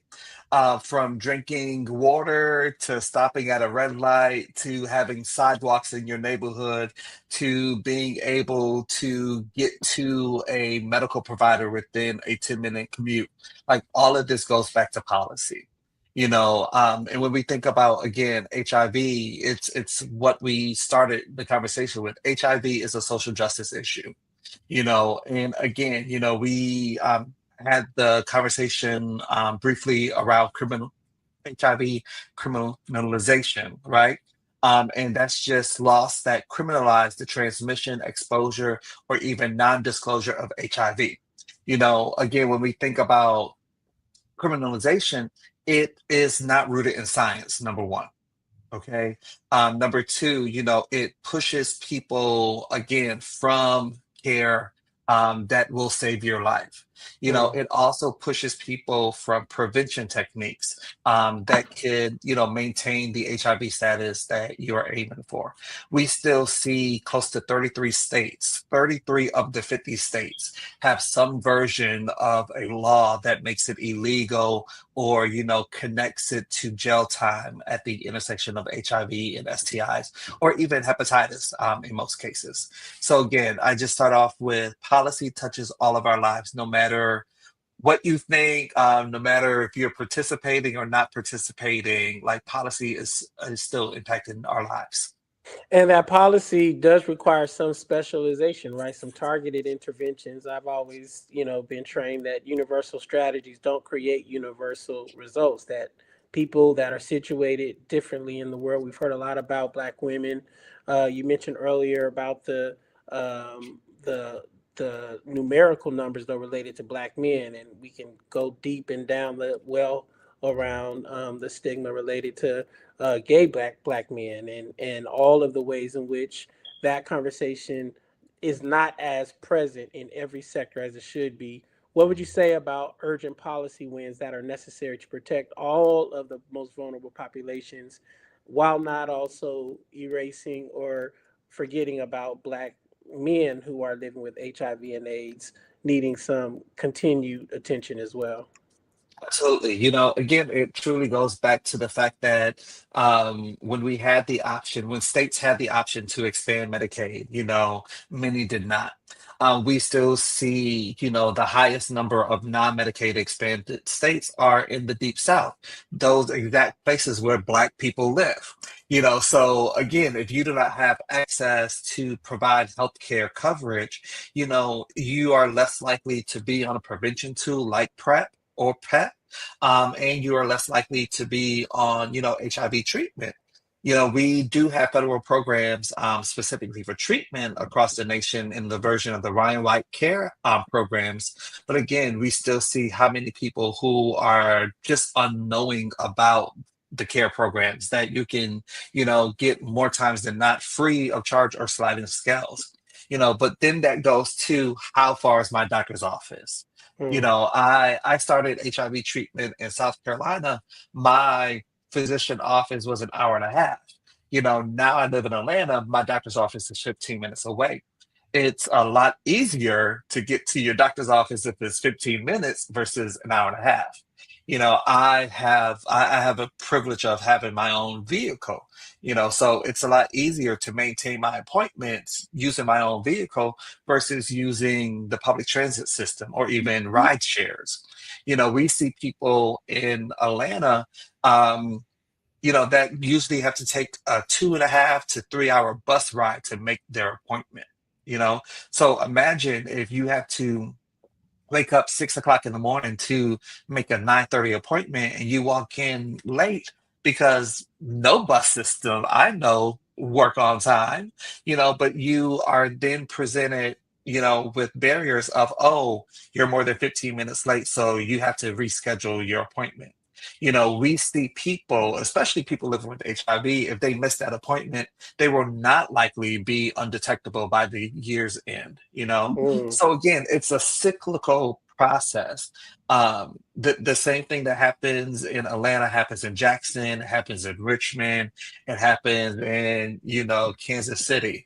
So all of these things truly just what we know as syndemics, but it just multiplies the negative impact of living with HIV or even staying protected from HIV. Thank you for that.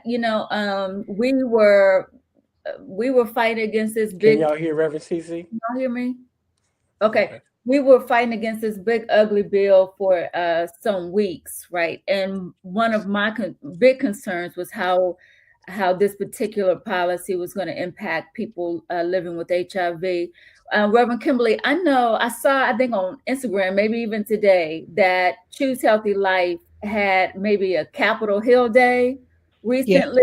And so I'm wondering if you're the executive director of Choose Healthy Life that's done so much amazing national work across this country for so long regarding HIV and other health issues in the Black community. Tell us about policy. Tell us about what you all are most concerned about and what you're advocating for in terms of HIV. Thank you. And it's a pleasure to be on this evening. I think one of the things that's most important when we talk about policy and how we ensure that it's effective, it requires that we build it around the lived experiences of what's happening within our communities.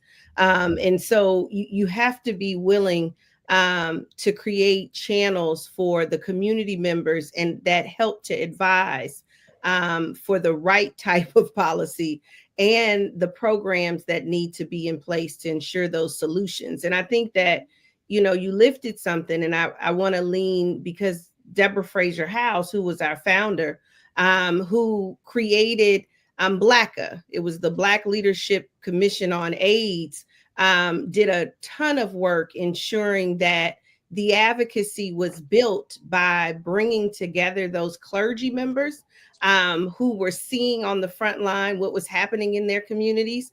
And they were willing to have these conversations on the ground by those that were being impacted by it. And I think one of the most important things that we have to continue to do when we're advocating for policy work is including all of the voices that need to be at the table to put together effective policy that impacts our communities and in the spaces and places where we live. I think one of the things that we have to keep in mind is we were very impactful through that partnership of our past co-chair, Reverend Calvin Butts and TD Jakes, in ensuring that the millions of dollars that went into place to support Black communities around HIV AIDS, they were instrumental in that work. And that money that funded the AIDS work was in place from 1998 until this current administration. And so I think it has to be that braided infrastructure of including clergy, of including the lived experiences of our community, and then our Capitol Hill, having those partnerships with our senators, our Congress folks, and all of the people that can help us move that forward is critical in ensuring that the policy is designed to help the folks that need the policy in place. And so that would be my advice, is that we continue to have these conversations that include the voices that are impacted by this work at the table when we're writing policy and designing it for our community. So good. Thank you for that. Pamela, you are Deputy Director of Balm and Gilead, and Balm and Gilead as well has been around a long time. Dr. Panessa Steele, I believe she was the founder. You all have been at the front lines for a long time around this, and so we really want to recognize and honor you all's great work. I know your particular passion, you got passion around all of this, right? But you have a real heart around youth and HIV. And so we know that Black youth represent over half of new HIV infections among young people. And maybe, Dr. Drippin, you can kind of give us some of those numbers, like between the ages of what and what. Do you know that offhand, Dr. Drippin? I'll pull it up while Ms. Price begins the conversation. Okay, cool. So my question to you, Pamela, is how do we get more Black young adults, Black youth engaged in HIV policy and advocacy work? I think one is to piggyback a little bit off of what Reverend Williams just said. Like policy and advocacy go hand in hand, but there's also a piece that must connect those, and that's the education. So we don't actually educate our communities, let alone our youth, around what is policy versus what is politics. How does legislation actually work at all levels? Like we don't educate on the distinction between big P's and little P's, right? Little P's is the devil in the details, that when we have legislation that gets passed, but we don't think about, to Reverend Williams' point, how is this actually going to help the individual with lived experience? Yeah. So one of the things that we have really failed our young people is they don't even know how to navigate this crackerjack healthcare system. So that's one. And then when we add in the fact of policies like Title 10, Title 10, most people hammer Title 10 for being the family care and the abortion legislation, not realizing that the freezing of Title 10 and possibly what will be the complete elimination of Title 10, this actually impacts our young people. Because in states now where a 13 or 14-year-old who knows, let's say they're sexually active for whatever reason, like why is not the issue. I know our churches want to but that's not the issue. If they are sexually active, we now must act accordingly. And Title 10 gives those protections for these teens to be able to go into these community healthcare centers and get the testing and possible treatment that they need without needing that parental consent. And I know I'm a parent, and I work in both state health departments and city health departments. And I can tell you that even as a parent, while I would want my child to come to me and let me know and let us have this conversation and let's do this together, the majority of our homes are not built and designed that way. Our parents aren't equipped with the language and information that they need to have, no one in our community, well, I don't say no one, not enough of us in our communities have the language, let alone, I think, the even desire to want to have these hard conversations with our young people. Absolutely. We want to tell them what to do, but not give them the how. That's right. And so I think that's one of the biggest issues we have right now with young people. And we've got to really dig deep and really be more intentional about how we educate them around these policy and advocacy conversations. Absolutely. Can I jump in right here? Yeah, go ahead. I love that Ms. Price just brought up this situation. I hope my mom and dad's not watching tonight. But this actually came up recently in our own household, So like my father and youngest brother share the same name. One's a senior, one's a junior, but they usually don't delineate that. So a medical bill came home and it showed an STI test being done, and my mother, who opens all the mail in the house, regardless of what name is on it. She's the CEO of the home, so she sees everything. But it lifted up a conversation on what's going on and all those things.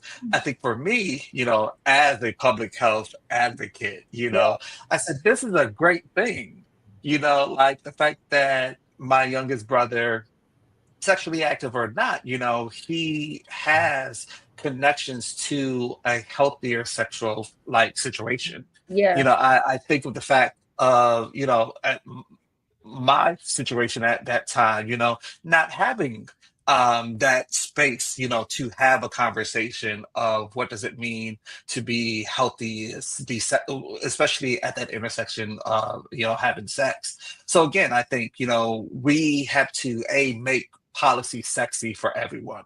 I can't tell you the number of people, regardless of age, who are not comfortable in communicating with their medical providers or even the nurse or, a community health worker, but we have things in place explicitly as a result of the Affordable Care Act to really help marginalized communities navigate these systems much better. Yeah. And would you not agree that just real quick, you mentioned the Affordable Care Act, speaking about a big policy thing that's up for grabs, the elimination of that, this stuff being up for grabs, it's a whole nother part of our advocacy that we need to center in our conversation. I had not thought about that till we had our Instagram live. Can you just say a quick word about the ways in which the Affordable Care Act really helps make this so accessible to folks, and another important reason why we need to keep advocating to improve it without dismantling it? Yeah, most certainly. So I like to remind everyone, the official name of the congressional act is PPACA, right? And that PP is Patient Protections in the Affordable Care Act, right? And that actually placed in many protections around the expansion of Medicaid, to not only include like key health services that we didn't provide individuals, but also, truly stopping the discrimination of individuals with pre-existing conditions. When we think about people living with HIV, close to 40, if not 45% of folks receiving health care coverage living with HIV receive it through Medicaid. So this $1 trillion that's being wiped off of our books as a result of the big ugly bill, it is attacking those expansions of services that Medicaid provided. This this expanded premium tax credit issue. Again, we brought a close to 20 additional million people to healthcare services as a result of COVID. We were paying for premiums. That money, when that money goes away, if that money goes away, individuals will not be able to pay the increase of premiums. Right now we still have things in place to provide care, but again, this is a everyday changing situation. So we Dr. all have to pay attention.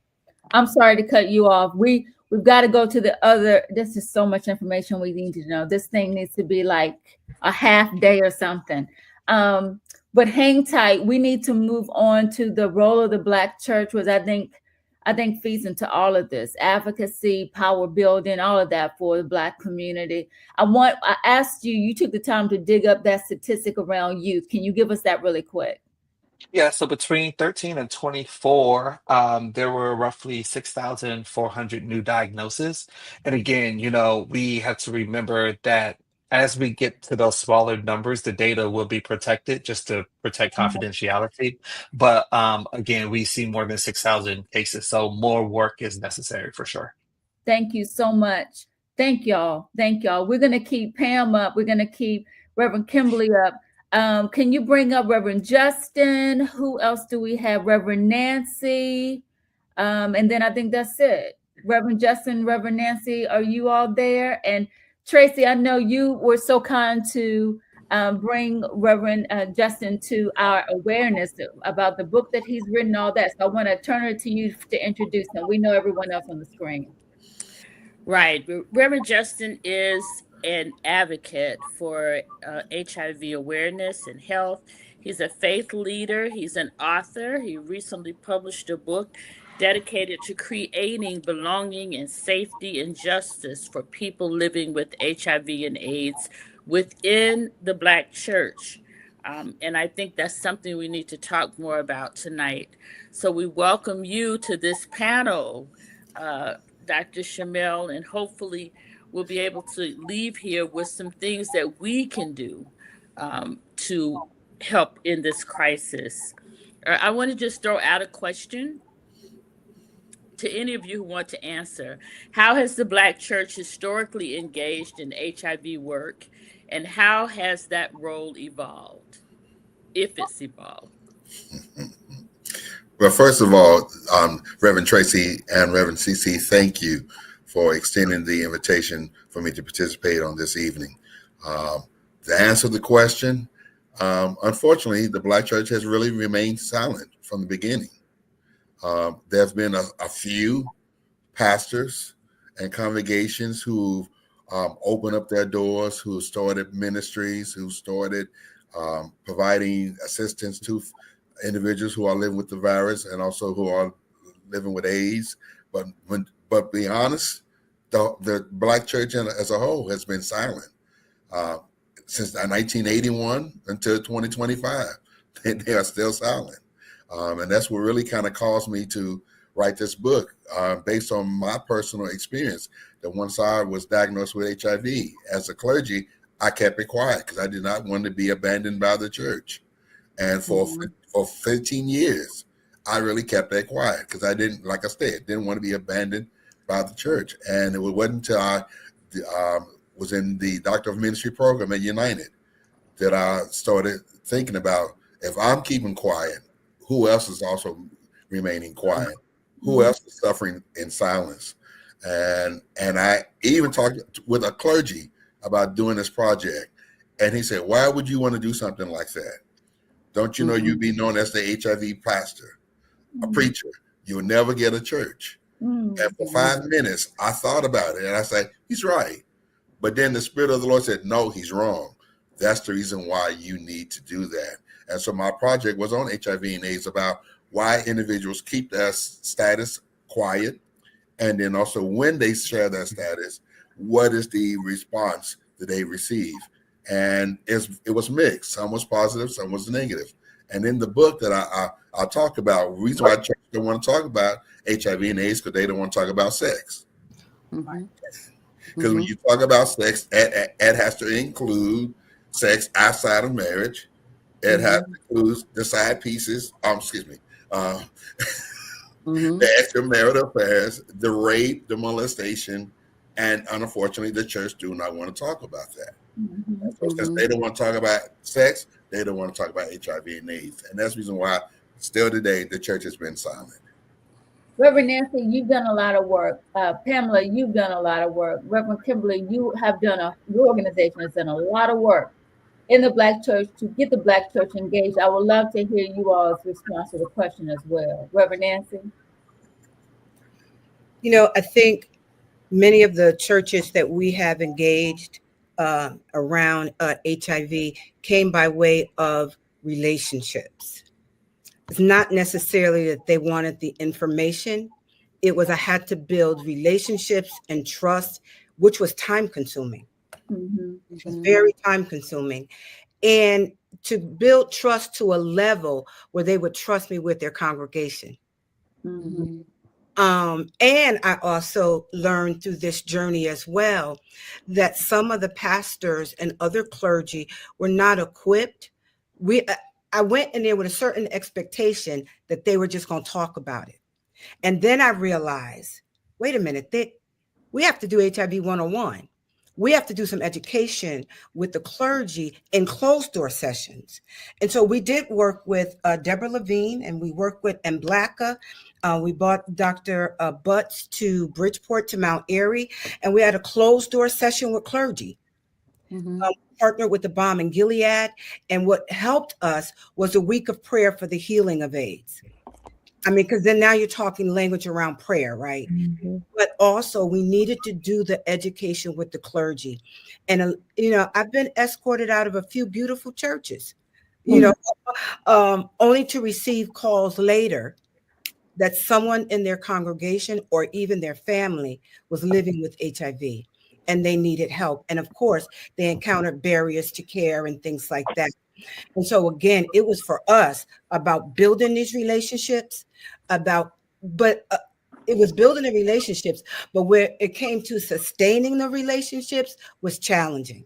I didn't have dedicated staff. I didn't have the capacity within the organization just to continue to work with churches. And now in 2025, Department of Public Health, I get a call. They want to now engage clergy in Fairfield County where we're located. And so some churches embraced it for a while. Others embraced it for World AIDS Day, only for us not to go back for another 12 months for World AIDS Day to say that they've done something. It hasn't always been an ongoing conversation. Yeah. Good. Before the next person answers, I want to address the question that Tracy Dooley asked: what is considered the Black church? And that is a loaded question.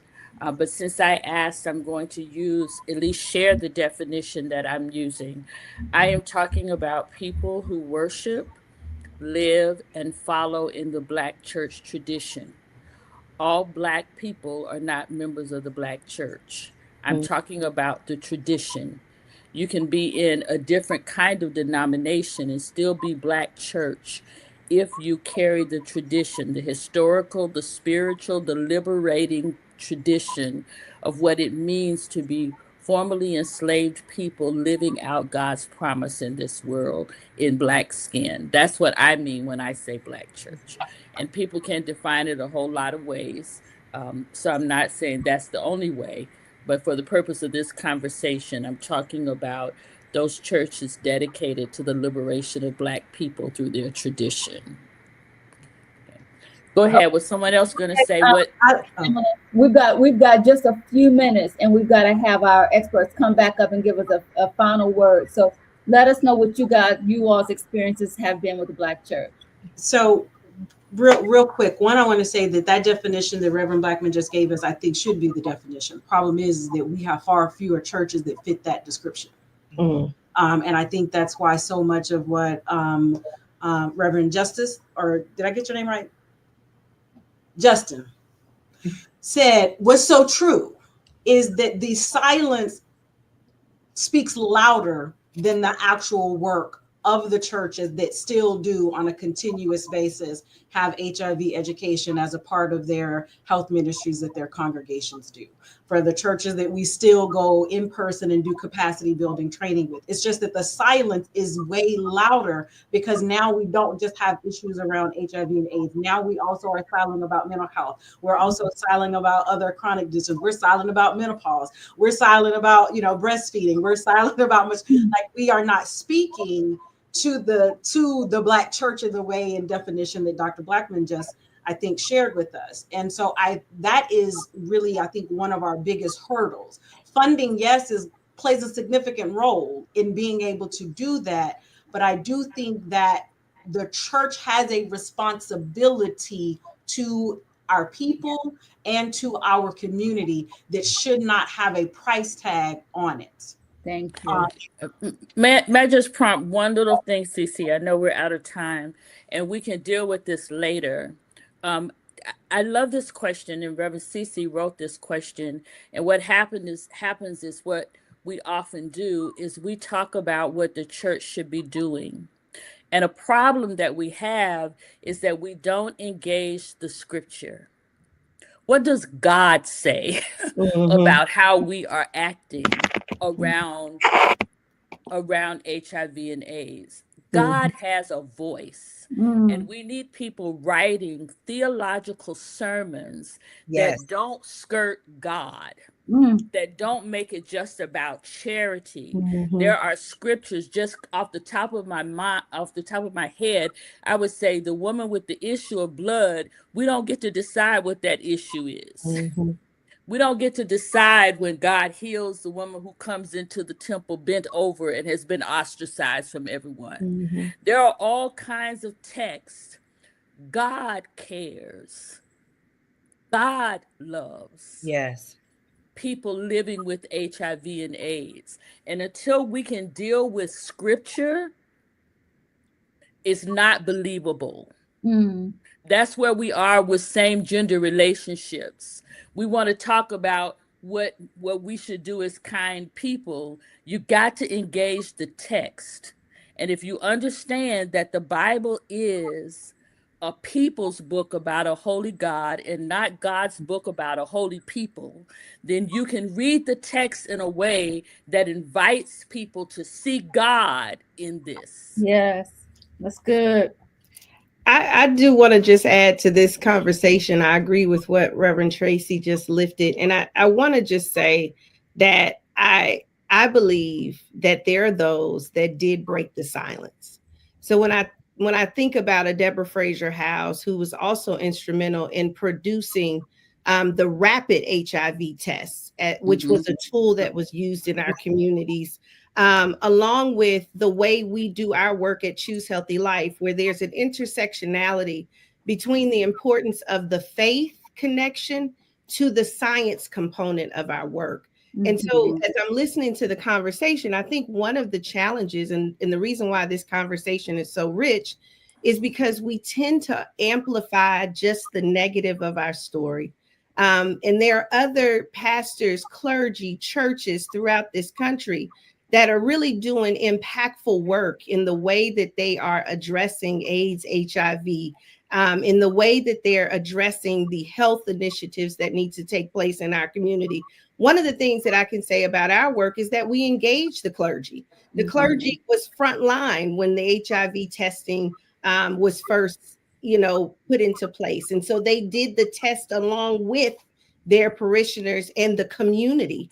And so I think we I have remember that. so very careful that we don't over amplify the negative, but we also use this type of convening as an opportunity to also amplify the really great work that happens within our community in churches that never get on YouTube, that are never spotlighted on a TikTok, that don't have the infrastructure to amplify their great work because they're heads down in the church, in the trenches, making sure that they're saving their communities and that they're bringing those health and wellness resources and having these kind of conversations. And I think the other thing that's important is our clergy need the space to be able to have raw conversation. In our work, what we've discovered is that they're willing, but they don't feel comfortable sometimes having those conversations in wide open spaces that don't give them the opportunity to take that time to learn and develop and grow as they're growing with their congregation. And so I do think, yes, we have some churches that are silent, but I also think we have some churches that are making a lot of noise and they're making a lot of impact in great ways to make sure that our community gets the education, has the resources. And we actually do that with the education and development of our navigators. Our navigators are very instrumental. And I like to say they use a discipleship model because we know that sometimes we've got to address basic needs to have conversations around health and wellness. I don't really want to have this conversation if I don't know how I'm going to keep my lights on or how I'm going to eat or how I'm going to provide those foundational needs. But if you walk with me through this journey, if you do a little sowing, if you do a little planting, if you do a little watering, I will open up and begin to have a conversation because now I trust you. I trust that you care about me in the fullness of who I am and that you don't dismiss me, right? That you are willing to answer my fundamental questions. And so I believe that we have a lot of churches that are not silent, but they never get the kind of attention that the silence gets. And I just think we have to balance the narrative in our community because we're really dismissing and missing out on so many great churches. And I would even say across denominations, because we work in different denominations of churches, and they are hands-on, consistently asking, how do I become a Choose Healthy Life church? So I think we're getting it done. We just sometimes tend to over amplify instead the silence and the negative instead of balancing that with so much of the great work that's happening within our communities and in our churches across the nation. That's good. Thank you. Thank you. That's awesome, Reverend Kimberly. I wanted to bring everybody up at this point because there's so much to talk about when it comes to the role of the Black church. We've got to do like 1 or 2 questions, but we had like 10, right? And so that lets us know that this conversation needs to continue. We need to continue and don't look for somebody else to lead it. Y'all lead it. Somebody in the chat, y'all figure out some kind of Zoom, some kind of meeting and make sure that this information is being passed on. Okay. As we close, I want to turn back to our experts on actions that we can take. We heard from folks who have experience working with Black churches and who in the Black churches. Reverend Justin, we would love for you to put the link to your book in the chat. We would love to be able to share that with our audiences. Reverend Nancy, Pamela, and Reverend Kimberly, if you all will put your links to your organizations in the chat so people can know how to get resources for churches. But I want to turn back to Dr. Driffin and Dr. Dyson. There's so much that we did not get to, right? And one of the things that I realized we didn't touch on nearly enough was the U equals U. I just want you to take 60 seconds to tell us what U equals U is. Tell us again about PrEP. If somebody in the chat had asked us about whether or not someone who's not sexually active should be on PrEP, I'd like you to answer that and tell us about PEP again. Okay, these are therapies, medical therapies. I learned that term from Dr. Driffin. I want y'all to know last week on IG. Okay, go ahead. Start with undetectable equals untransmittable, U equals U. So again, if a person is living with HIV and they're prescribed medication and taking medication as prescribed, more times than not, they will reduce the amount of HIV that's in their system to so low that if they have condomless sex, they will not transmit HIV. Okay. And notice I said condomless sex, not unprotected sex. Okay. Condomless sex factored in the biomedical prevention options that we've been talking about. So PrEP, PEP, DoxyPEP, and post-exposure prophylaxis. Okay, so condomless sex versus unprotected sex. I would also say again, like this. Oh, darn it! This is what the HIV test kits look like when they come to your house. Okay, so like you open it up because this filter is here. But literally, in the comforts of your home, you can learn your status within 15, 20 minutes. Okay. So there are advances that we can take. I'm going to shoot it to Dr. Dyson to get PrEP, PEP, and maybe DoxyPEP. Yeah, sure. And I'll address Tracy's question first. U equals U. Undetectable equals untransmittable. It's a question asking what does it stand for. So that's what it stands for. And then in terms of PrEP, We can't hear you. you can't hear me? No, I can hear her. Okay. Oh, I can't hear her. Okay. Okay. So in terms of PrEP is pre-exposure prophylaxis. So the pre indicates that it's before, right? And before coming in contact, before your sexual encounter. And so what you're doing is prophylaxing or preparing yourself, prepping yourself before that encounter. And so you have several different biomedical intervention options. There's oral options, there are injectable options that you can take on different cadence. It could be daily, you've got bi-monthly, you've got every 6 months. So that's going to be your PrEP option. And then in terms of post-exposure prophylaxis, or PEP, as we call it. So PEP is the option after, right, an exposure or a suspected encounter. And so what you would do there is, seek out from a healthcare provider therapy within 72 hours. So we know that in that 72-hour window, that's where we've seen the best success with getting the benefits of post-exposure prophylaxis. That's usually something that's taken orally once a day up through a month's worth of time. And so you would take that, obviously go in, have your regular lab follow-ups. There's different cadence of time periods that you would need to follow up and get labs to check, one for HIV, make sure you're remaining HIV negative. We also do some other kind of safety labs along with that post-exposure prophylaxis as well.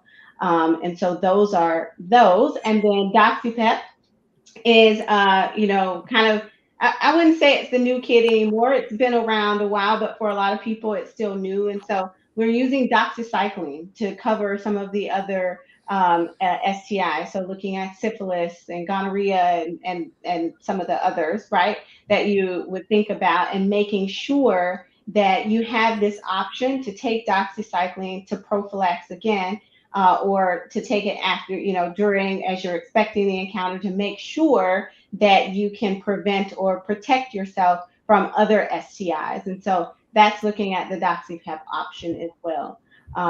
There's a lot of good data out there that suggests that this works. And we've seen a lot of reduction in transmission of other STIs as well. And so it's so important to have all of these resources available.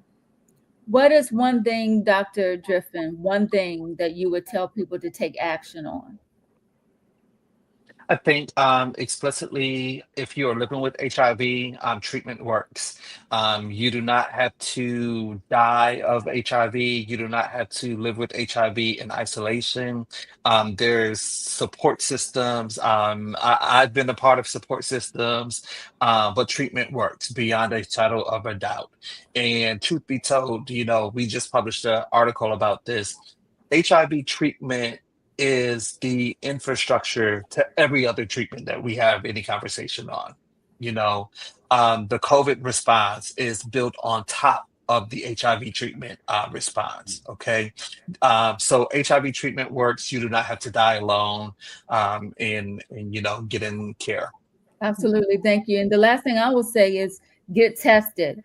Some kind of way, one of our websites dropped off our ticker, but HIV.org. If you go to HIV.org, you'll be able to put in your zip code, find out where you can get tested, find out the nearest treatment site, find out where you can get PrEP and PEP, HIV.org. You can also go to takemehome.org and get a at-home test. We really want to thank all of our panelists for being a part tonight. We really have only scratched the surface. We really have.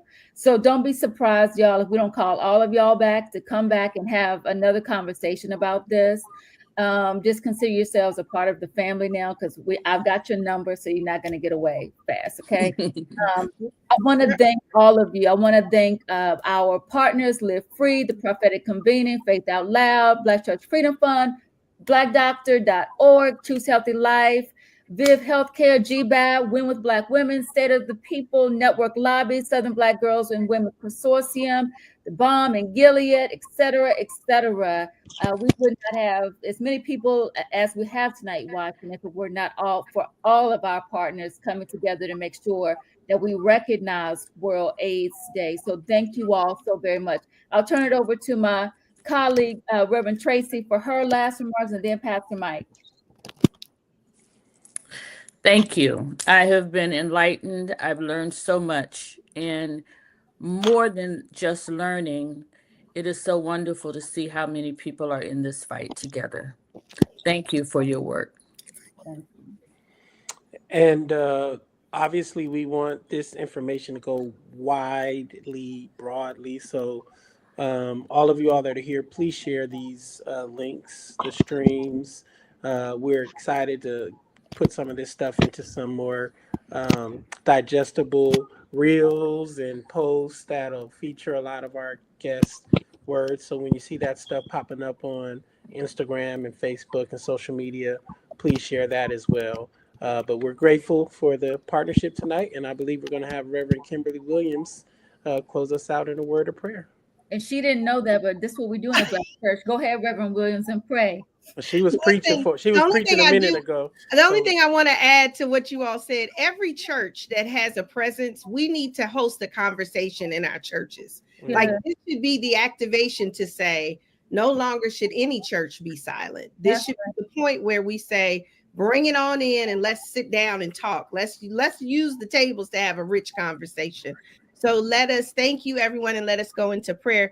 Gracious God, we thank you for bringing us to this conversation, to this moment and this time. And we are most grateful for each and every panelist, each and every clergy member. We thank you for the leaders of this great work.